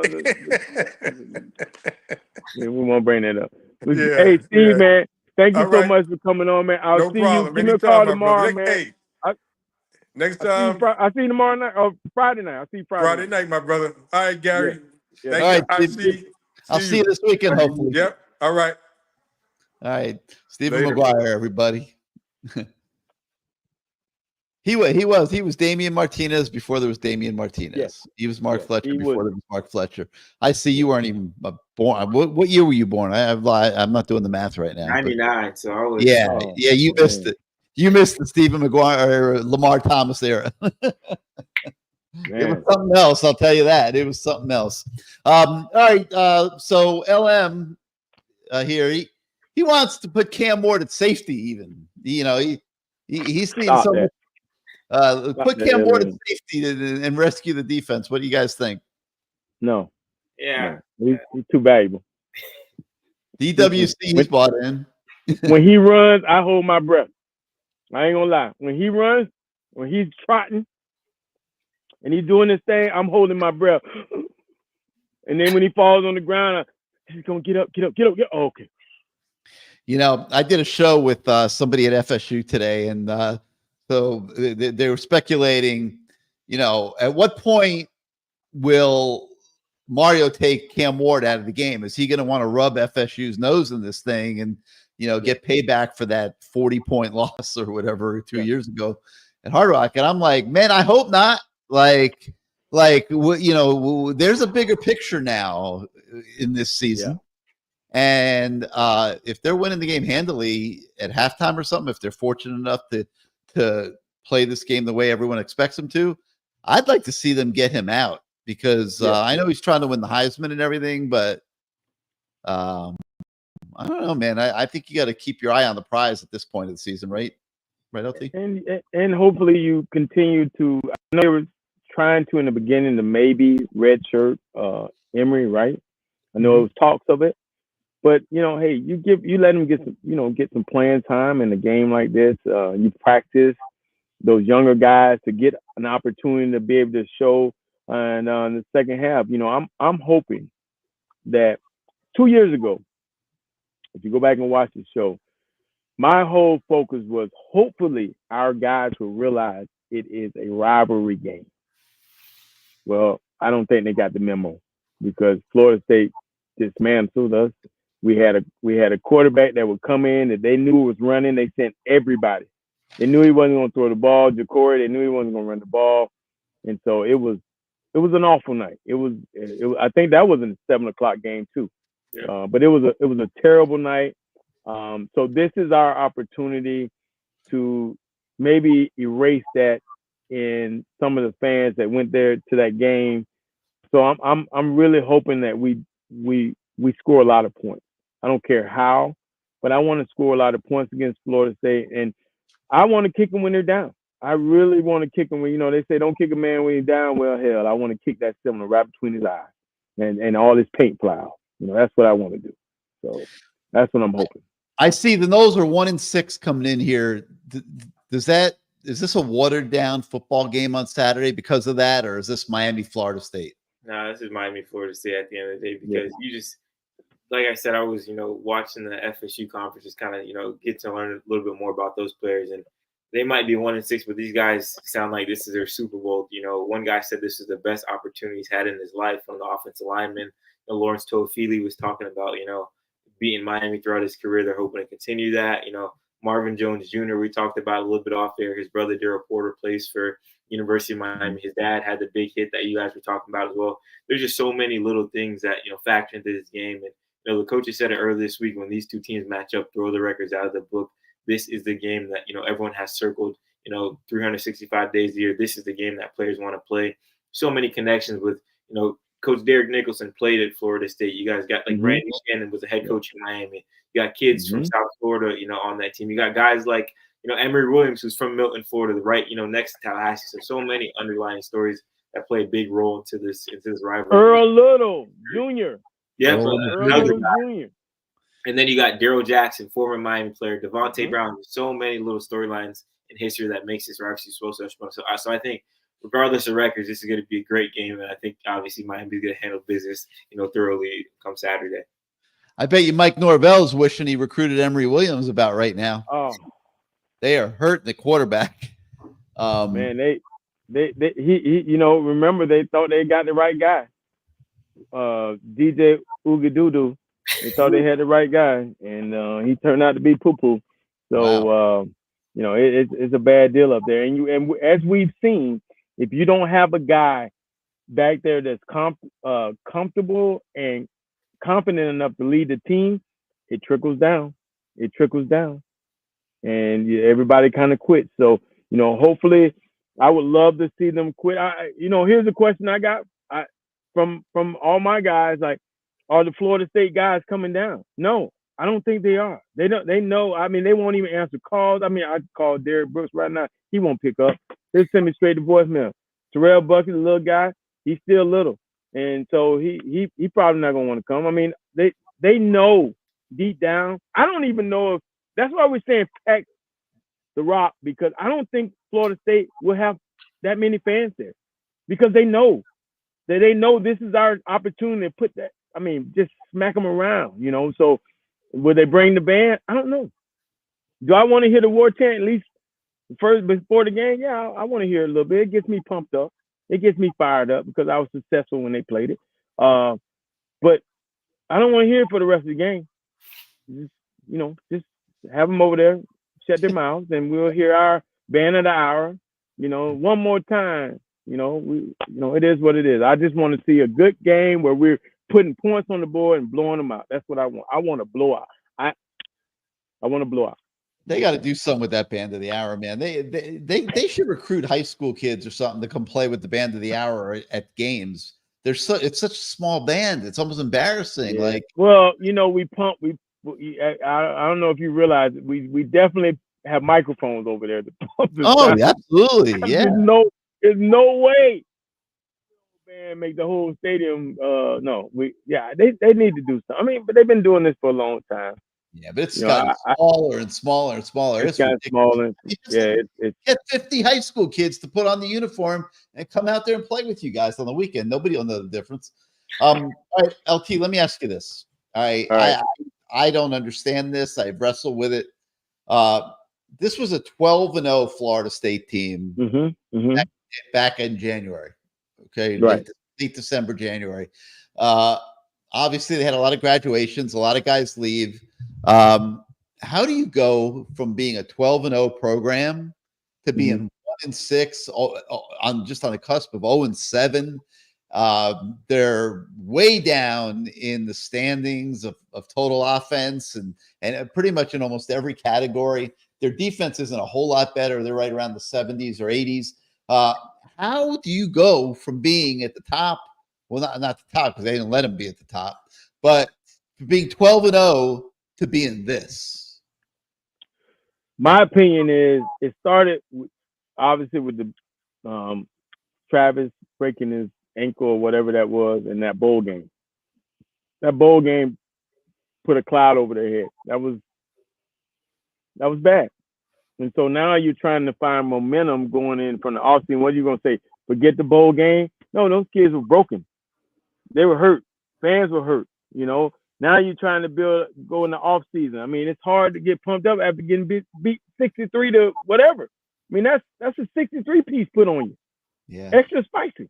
Against Georgia. Down here in the Orange Bowl, yeah, right? It was in the Orange Bowl. Down here? Yep. Was it in the same stadium? Same stadium. Last time they were here, they got a 63-piece put on them. Yeah. So, think about that. Now you're trying to, and then you get the quarterback. You think, well, you lose the quarterback because you don't want to spend the money. The quarterback comes to us, and you try to make excuses. We got the right guy. We saved money. We got the right guy. Until they saw him throw. They put a barn up, big old barn. I mean, a huge barn. And he couldn't hit the side of it, standing 5 feet from it. So he was terrible, and they saw it. And so I think personally, when they saw the quarterback, saw that he was terrible, they lost hope. And we've said this over and over again. If you got a quarterback like we have, who is a leader, he brings people along. He brings that defense along. He brings that special teams along. He brings everybody along, the coaches. He brings the whole program along. So, they don't have that. And so they're lost. They're very lost. And we've been there where we didn't have quarterbacks and we had bad play. We truly had bad play around it. So we just flipped spots. And so right now, they're just trying to find it. What I really want them to do is just try to get through the season. Just say, hey, we just want to get through the season. Okay, if you put 70 points on us, we're okay with that. We just want to nobody get hurt. I'm really hoping they just lay down and cry and just lay down and take it and take it. And without the Diddy oil, I want them to take it. Just beat them down. And but I just think that program is right now they're in a bad state because they don't have any leaders. And I think those guys are quitting. And that's when they start quitting and they know think about it. Unless they went out, they ain't going to no bowl game. So what are they playing for? The draft status. So now guys are going to be doing all kind of crap that they're not supposed to be doing. They're going to be getting out of their lanes, trying to make plays, it's going to be a lot of stuff going on. So they got a tough job up there to try to get through the season. But how do you get recruits? Now, the only good thing about that, trying to get recruits, you say, hey, you see how bad we are? You come in and start. You can play. You come in and replace them. But we all know you don't want too many freshmen playing. You have a freshman-laden team, you're going to take some lumps for about 2-3 years. Yeah. So that puts them even further behind the 8-ball. So if you're an NLI guy, do you want to go there? They've already shown they don't want to pay the big bucks. So they're going to lose out on that side too. So they got some issues up there. They really, truly have issues. I see you've looked into this team extensively this week. Are they as bad as the record says they are? Yeah, they're pretty bad. Obviously, I never, want to say, obviously Coach Cristobal said this best earlier this year. You're a D1 college football player for a reason. I know all these guys are 10 times better than I ever was, but because as a program collectively, it's like the life has been drained out of these guys. I think, those losses to the Memphises of the world and, just being 1-6 is just killing these guys. Like I said, obviously, they're getting up for the game. They're like real happy, excited, but just watching the Duke game, I watched the Georgia Tech game. It's just like this team does not look like the FSU these last 2 years. They're not physical. They don't have the playmakers. They don't have the quarterback. Run game is absolutely atrocious. Offensive line has dwindled down. And a lot of injuries are, happening to some of the key guys on offense. They're down another running back. They're down another offensive lineman. And that defensive line that was supposed to be, the best in the country, all this good stuff. You watch them, and it's just like, man, do they miss Jared Verse and Braden Fisk? And, linebacker play has been, pretty bad as well, too. And then the secondary, kudos to those guys. They've been, holding up their end of the bargain because everything else on that defense has not looked good this year. We all know about the offense struggles. Brock Glenn's going to get the start on Saturday against Miami, but they're going to run a 2-quarterback system, which I think is one of the dumbest things ever. I feel like with the quarterback, you have to get that, rhythm and flow of the game, and just bringing in a true freshman, bringing in a guy. I don't think it's going to be pretty at all. I think Miami's going to win by a landslide like a lot of people do. But, yeah, this FSU team has a lot of struggles, and I think it starts, honestly, with recruiting and talent evaluations. But, like Lamar said, you're trying to bring in these NIL guys, showing them, hey, come make an impact. You're missing on a lot of them, and you're not recruiting high school. This is kind of what you get, a 1-6 team that, was undefeated in the regular season last year. I'll tell you mentioned the bowl game, 63-3. They lose to Georgia. Okay, that was the worst bowl loss in the history of college football. Okay, now I know they were missing players that didn't play in the game and the whole thing, but that was a little bit of a statement about where their program's at, and that there was a lot of phoniness to that season last year, and not a lot of depth on their roster, and a lot of holes and things like that might have been covered up in different ways. But Gary, they had. Let's go back to what I said. They had a quarterback that was dragging them along. Yep. When that quarterback went down, they were done. You know, he made them better. I saw that kid get better every year. He became in total control of that offense. I did the Florida State game the prior year up there in Tallahassee, and I said, man, this kid is going to be awesome. I mean, he literally has gone from just a running quarterback that he was to now being in control, throwing the ball well. He's going to have a great year next year. And he dragged them along. He pulled them along. He gave them hope. He gave them, just like Cam is doing for us. He went down, and it just went shit. I mean, it went to haywire. I mean, it was, like you said, that bowl game, I watched it because I wanted to feel good about them getting beat down, of course. But on the other side of it, I said, damn, I've never seen a team get this bad, go from 12-0, 11-0, 12-0 to get blown out. I mean, literally destroyed in the bowl game. And now it's carried over to this season. They had 23 guys sit out the bowl game, 9 because they were going into the NFL draft, and 14 because they were going into the transfer portal after the game. And I know that's the way of the world in college football today, guys skipping bowl games and stuff, but that, to me, set the tone for this season because that was a beatdown. And that had to just totally deflate the whole program coming out of that bowl game. And I don't think they've recovered. I really don't. I mean, I watched those guys, and I can't. I'm looking at the TV, and I'm saying, how did they get this bad? How could they possibly be this bad? I'm watching them against Duke last week. It was embarrassing at times. This is a bad football team.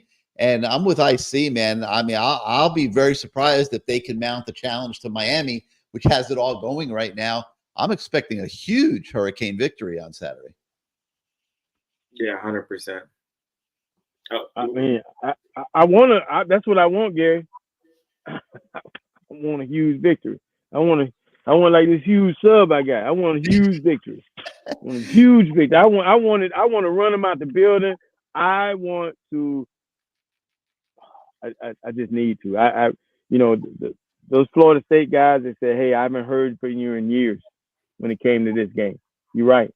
You're 100%. You're right. But it's my time. It's my time. And goddamn it, I'm going to give it to you. Now, I'm going to call you. I'm going to text you. I'm going to Facebook you. I'm going to Instagram you. I'm going to, what's that yellow one? The one behind the scenes. I see, help me. What's that other? Snapchat you? Snapchat you? I'm going to do all that. I love it. Snapchat you. I'm going to get it all. Hey, man, it's been too long. Canes are traveling circus again. Okay, Pinellas Canes. What do you think, man? Are they the traveling circus again, Lamar? You were part of a traveling circus in your day. I never really looked at it as a circus. I looked at it as a well-oiled machine, baby. We was a well-oiled machine. We come to town, we're going to beat your behind in. We're gonna beat you down and make it like it. And then we're gonna get your girls' phone numbers on a piece of paper, and we're gonna call them using a calling card. It's illegal, but that's neither here nor there. Jake says this is one of the best offenses he's ever seen. Is it one of the best offenses you've ever seen, Lamar? You know, Rhett Lashlee had a deal going. You know, he had a good deal going. But man, this is. I would pay money to watch this, man. This guy is amazing, man. This guy that's back there, that number one, you know, TVD, you know, everybody was, you know, they were pumping him up, but there's nothing like this. There's nothing like this. This is when you got people around the country watching your program to, you know, they don't want us to win, obviously, but they can't help but love this quarterback. You know, that's all they talk about. I don't like you guys. I don't like Miami. Damn, Cam Ward is so good. This running back at BYU, man, is giving him a run, though, in the Heisman race. Yeah. I mean, you know, even you know, Travis Hunter, you know, he's still in the hunt. You know, I applaud Dion and those guys for doing the right thing, getting him out. You know, we got to do. You know, hopefully we get up and we're able to take Cam out. I mean, because for us, it's a bigger picture. You know, obviously, yeah, we love for him to win the Heisman, but I think an ACC championship, get into the playoffs, I think we'd all say, hey, you know, we love that too. You know, so this is some uncharted water here because we want to see him do well, but we also want to see this running game get on track because I think that gives us our best opportunity in the long haul to be successful in the ACC championship and or the playoffs. What do you think this means, Lamar? What the hell is this?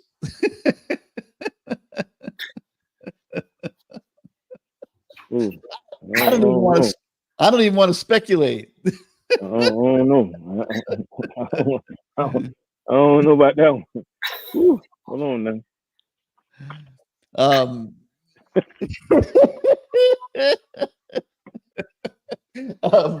DWC says he's got $1 million question. Can the offense score at this rate against the Georgias and Ohio States of the world? What do you think, LT? I think so. I think we can, especially if we run the ball effectively. I think we can. You don't want to put the beginning of the year. I said going to that Florida game, I did not want to see him try to win the game. I did not want it be all on his shoulders. You know, that's where the running game comes in. If you can run the ball effectively, I think that really helped us against Cal. You know, it might not have been big yards, but it was effective enough that it was a bruising game.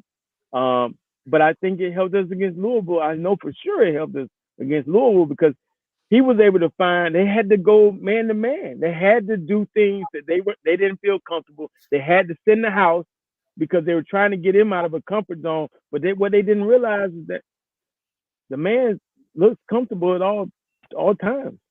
You know, so. It put them in some bad situations. So I want to see some run game.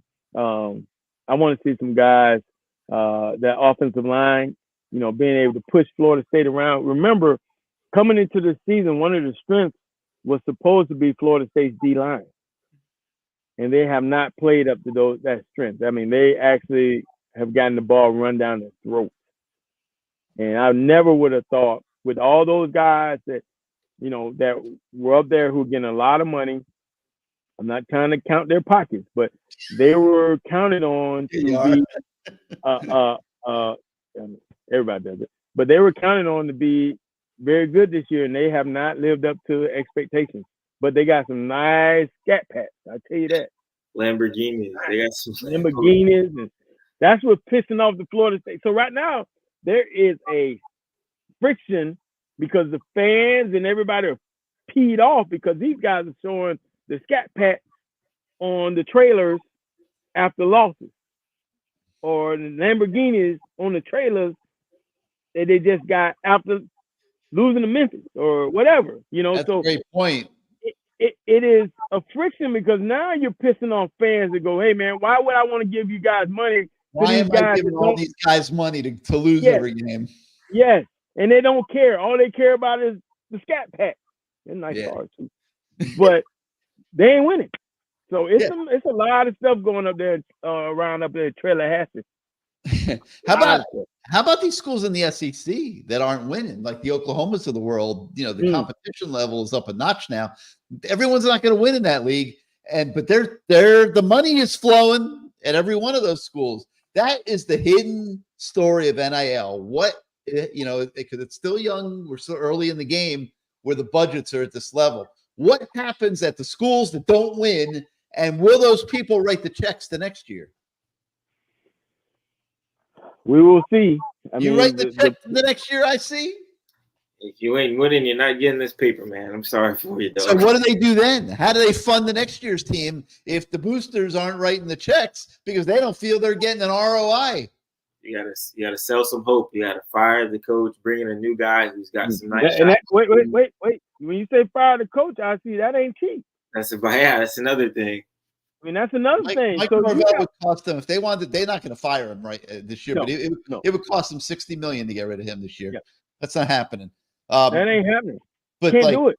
But this is the story all over the country. I guarantee you, there are boosters at every school that's not winning that have put up money for NIL. You know, from the goodness of their heart, because they don't even get a tax break if they donate to a collective. Okay. I didn't know that. The only ROI is the winning. Like, God bless our guys here at Miami that are putting up all the money. I mean, they're getting ROI. They're coming to every game. They're experiencing the winning. They're on the sidelines. You see them every week. They're having a great time down there. They're getting something of value for what they've. I mean, again, God bless these guys. Like, they have saved this program, and I hope some of you guys are watching tonight. I hope you feel the sense of satisfaction for what you guys have done, because Miami's as competitive in this arena as anybody in the country, with no plans to go anywhere. Hey, Gary, just the good point too. So you just reminded me. I want to thank Michael Freeland for that's right, plane ride up. And on that plane ride, I got to. So we had like a 2-hour trip to Cincinnati, where we drove. And so I sat in the car with the guys from the collective. And so I was able to talk to them, because there were a lot of stuff I didn't understand. And they explained some things, because I was like, okay, do I want to be a booster, or do I want to give money to the collective? What are the good and what is the bad? And it was very interesting to hear. But they did tell me this: 12 months from now, everything I told you could change. It could change, yeah, but it's not really going to change, I don't think, because like the difference right now is a booster gives money to the school, he gets a tax break. The school doesn't want boosters anymore. They want everybody donating money to the collective, because the school doesn't want to put money right into the collective, but the school can make up what the boosters were putting money towards. Like if it's a building, it's a mortgage payment, the school can make that up. But the boosters got to put the money into the collective, but the boosters don't get the tax break from it. It's an interesting dynamic that's going on here. Yeah. But what they're talking about, LT, is now revenue sharing is coming. And the university is going to put up $20 million a year and share their revenue with the players. And it's going to be divided amongst all the athletes, $20 million every year off the top now. So that'll take care of a lot of guys and a lot of athletes in school. But Cam Ward comes along, he's going to command a much bigger check than the revenue share out of that 20 million. So now your collective over here on the side is still going to need its $15 million, $20 million budget to take care of the guys like that you want to bring in the program that have the market value to get that extra money. It's amazing what this has become. Amazing. And by the way, how much do you think, was it euros or whatever from Texas? How much do you think he commands if he goes and try to go to another school? A lot. Retention, player retention is going to be huge in college football. These are 1-year deals. Very interesting. Can you keep your own play? I mean, you got to have some budget, okay, to keep everybody happy. Now, Christopher Wright was listening to our conversation earlier about Cam Ward. Is he the best quarterback to ever play at Miami? Christopher Wright says this: got to win something first. I see. Yeah. You agree?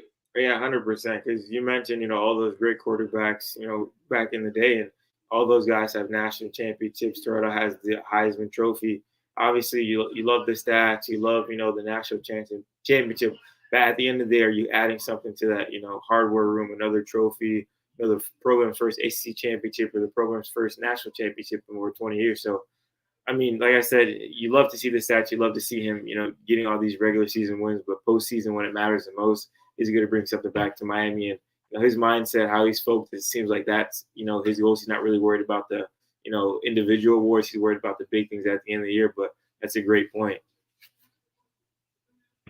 Well, that's a no-brainer what Gio Kane just said. If he wins the Heisman and Natty, and if he's the greatest Kane player ever, he's up there with the Ray Lewises and the Michael Irvins, and he's up. If he breaks all the records, I mean, that it is what it is. But if you win both of those things the same year, the Heisman and the Natty, to run the gauntlet, you're up there. Most unbelievable season ever. Yeah. Cam's back there making coffee and baking donuts. And but the only reason that's happening because he has better offensive line play than they've had in recent years. You know, that is the truth. When you got better offensive line play and those guys, Mirabal, he has those guys. You know, they added a piece to the puzzle for last week. You know, they're playing well. You know, we want them to continue to play well. Keep being now. The other team wins sometimes. You know, Cam has been sacked.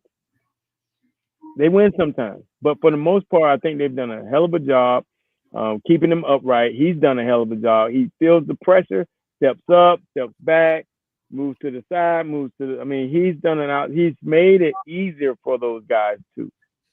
On that he makes offensive line. plays that you just don't see guys make. Look! I queued a couple. Look at this one.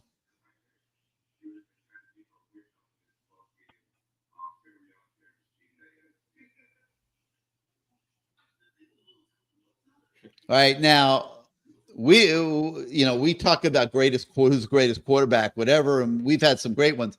Lamar, Gino Torretta can't make this play. Vinny maybe could have. Vinny probably could have made this play, but he is such a unique player. But the thing that's been impressing me lately is his knack for knowing when to run. He's not a running quarterback per se, but he knows. I mean, he just got it up here when to. Some big first downs he made against Louisville too. Yeah, here's one of them right here. He knows when it's time for him to just go get the first down, and he's deceptively fast. I mean, if you watch him here, he doesn't even look like he's running hard, but he gets there. He's deceptively fast. Here's another one that from the game. 3rd and 17. Yeah, look at this. I mean, look how fast he looks on this play. But I wouldn't call him a running quarterback. No. He's a quarterback that runs when he knows he needs to. Right. And he realized it was man to man. They had a hole player. Once those guys disappeared, there's nobody there.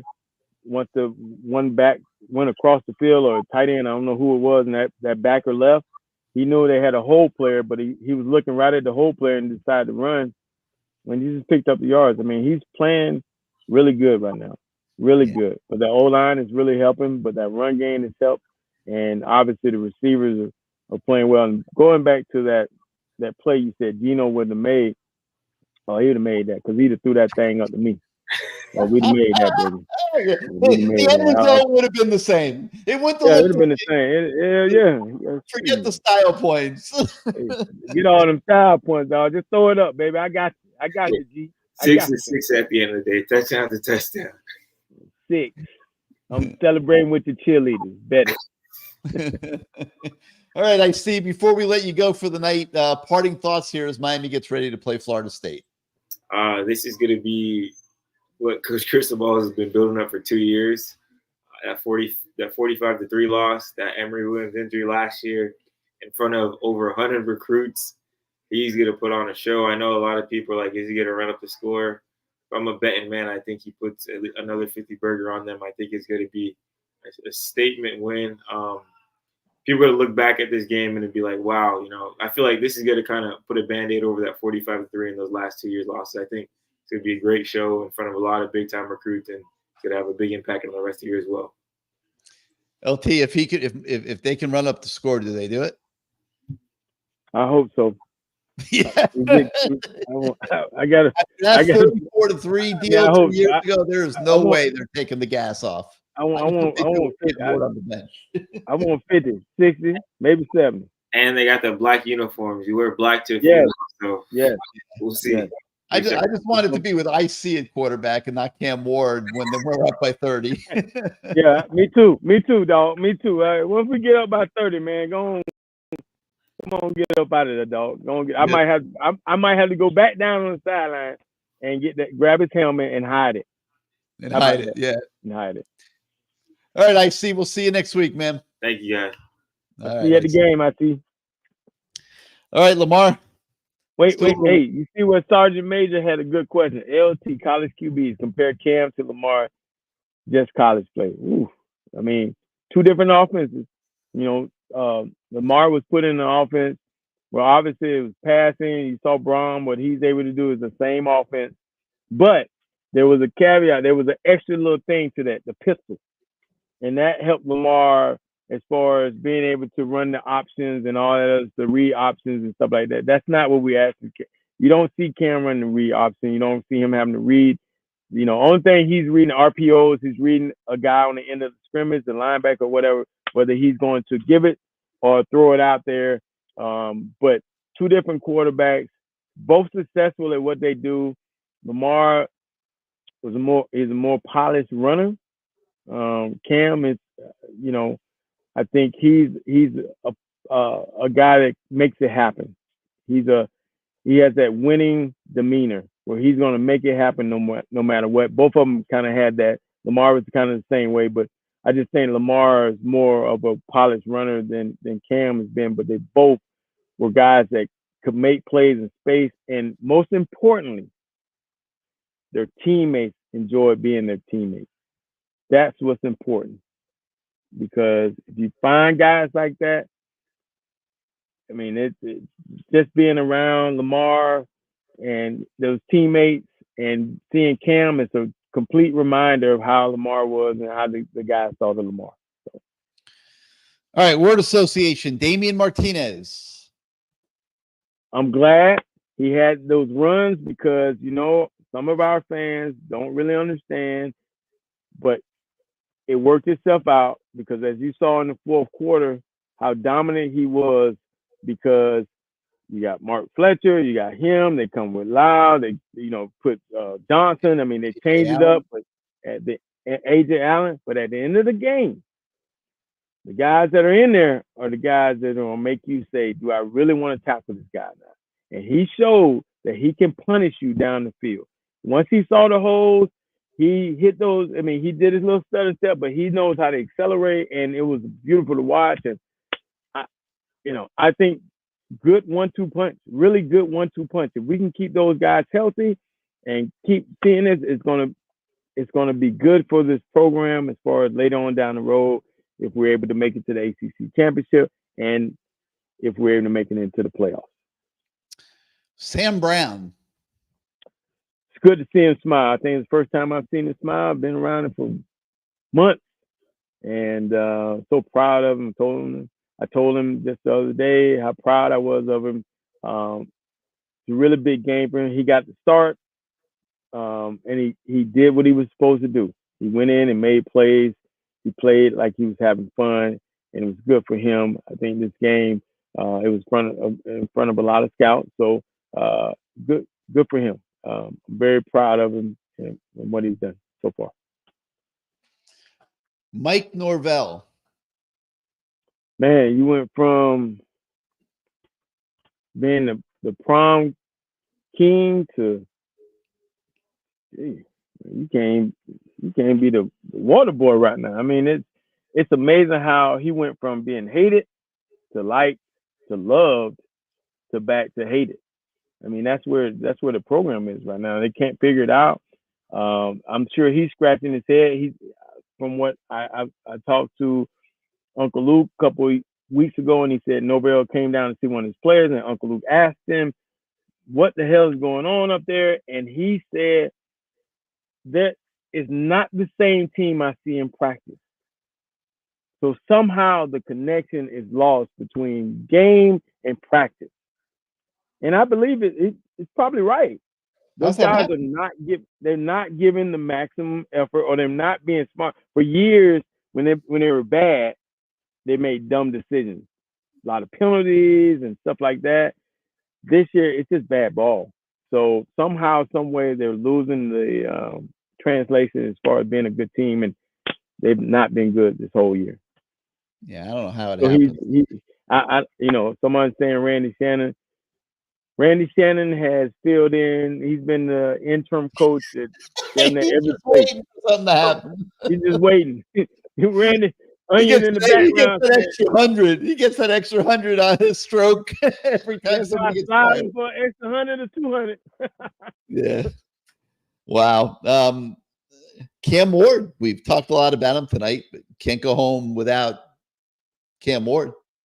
He's the guy. I mean, I can't wait. I love watching him. I hold my breath when he runs. But man, he's brought so much excitement to this program.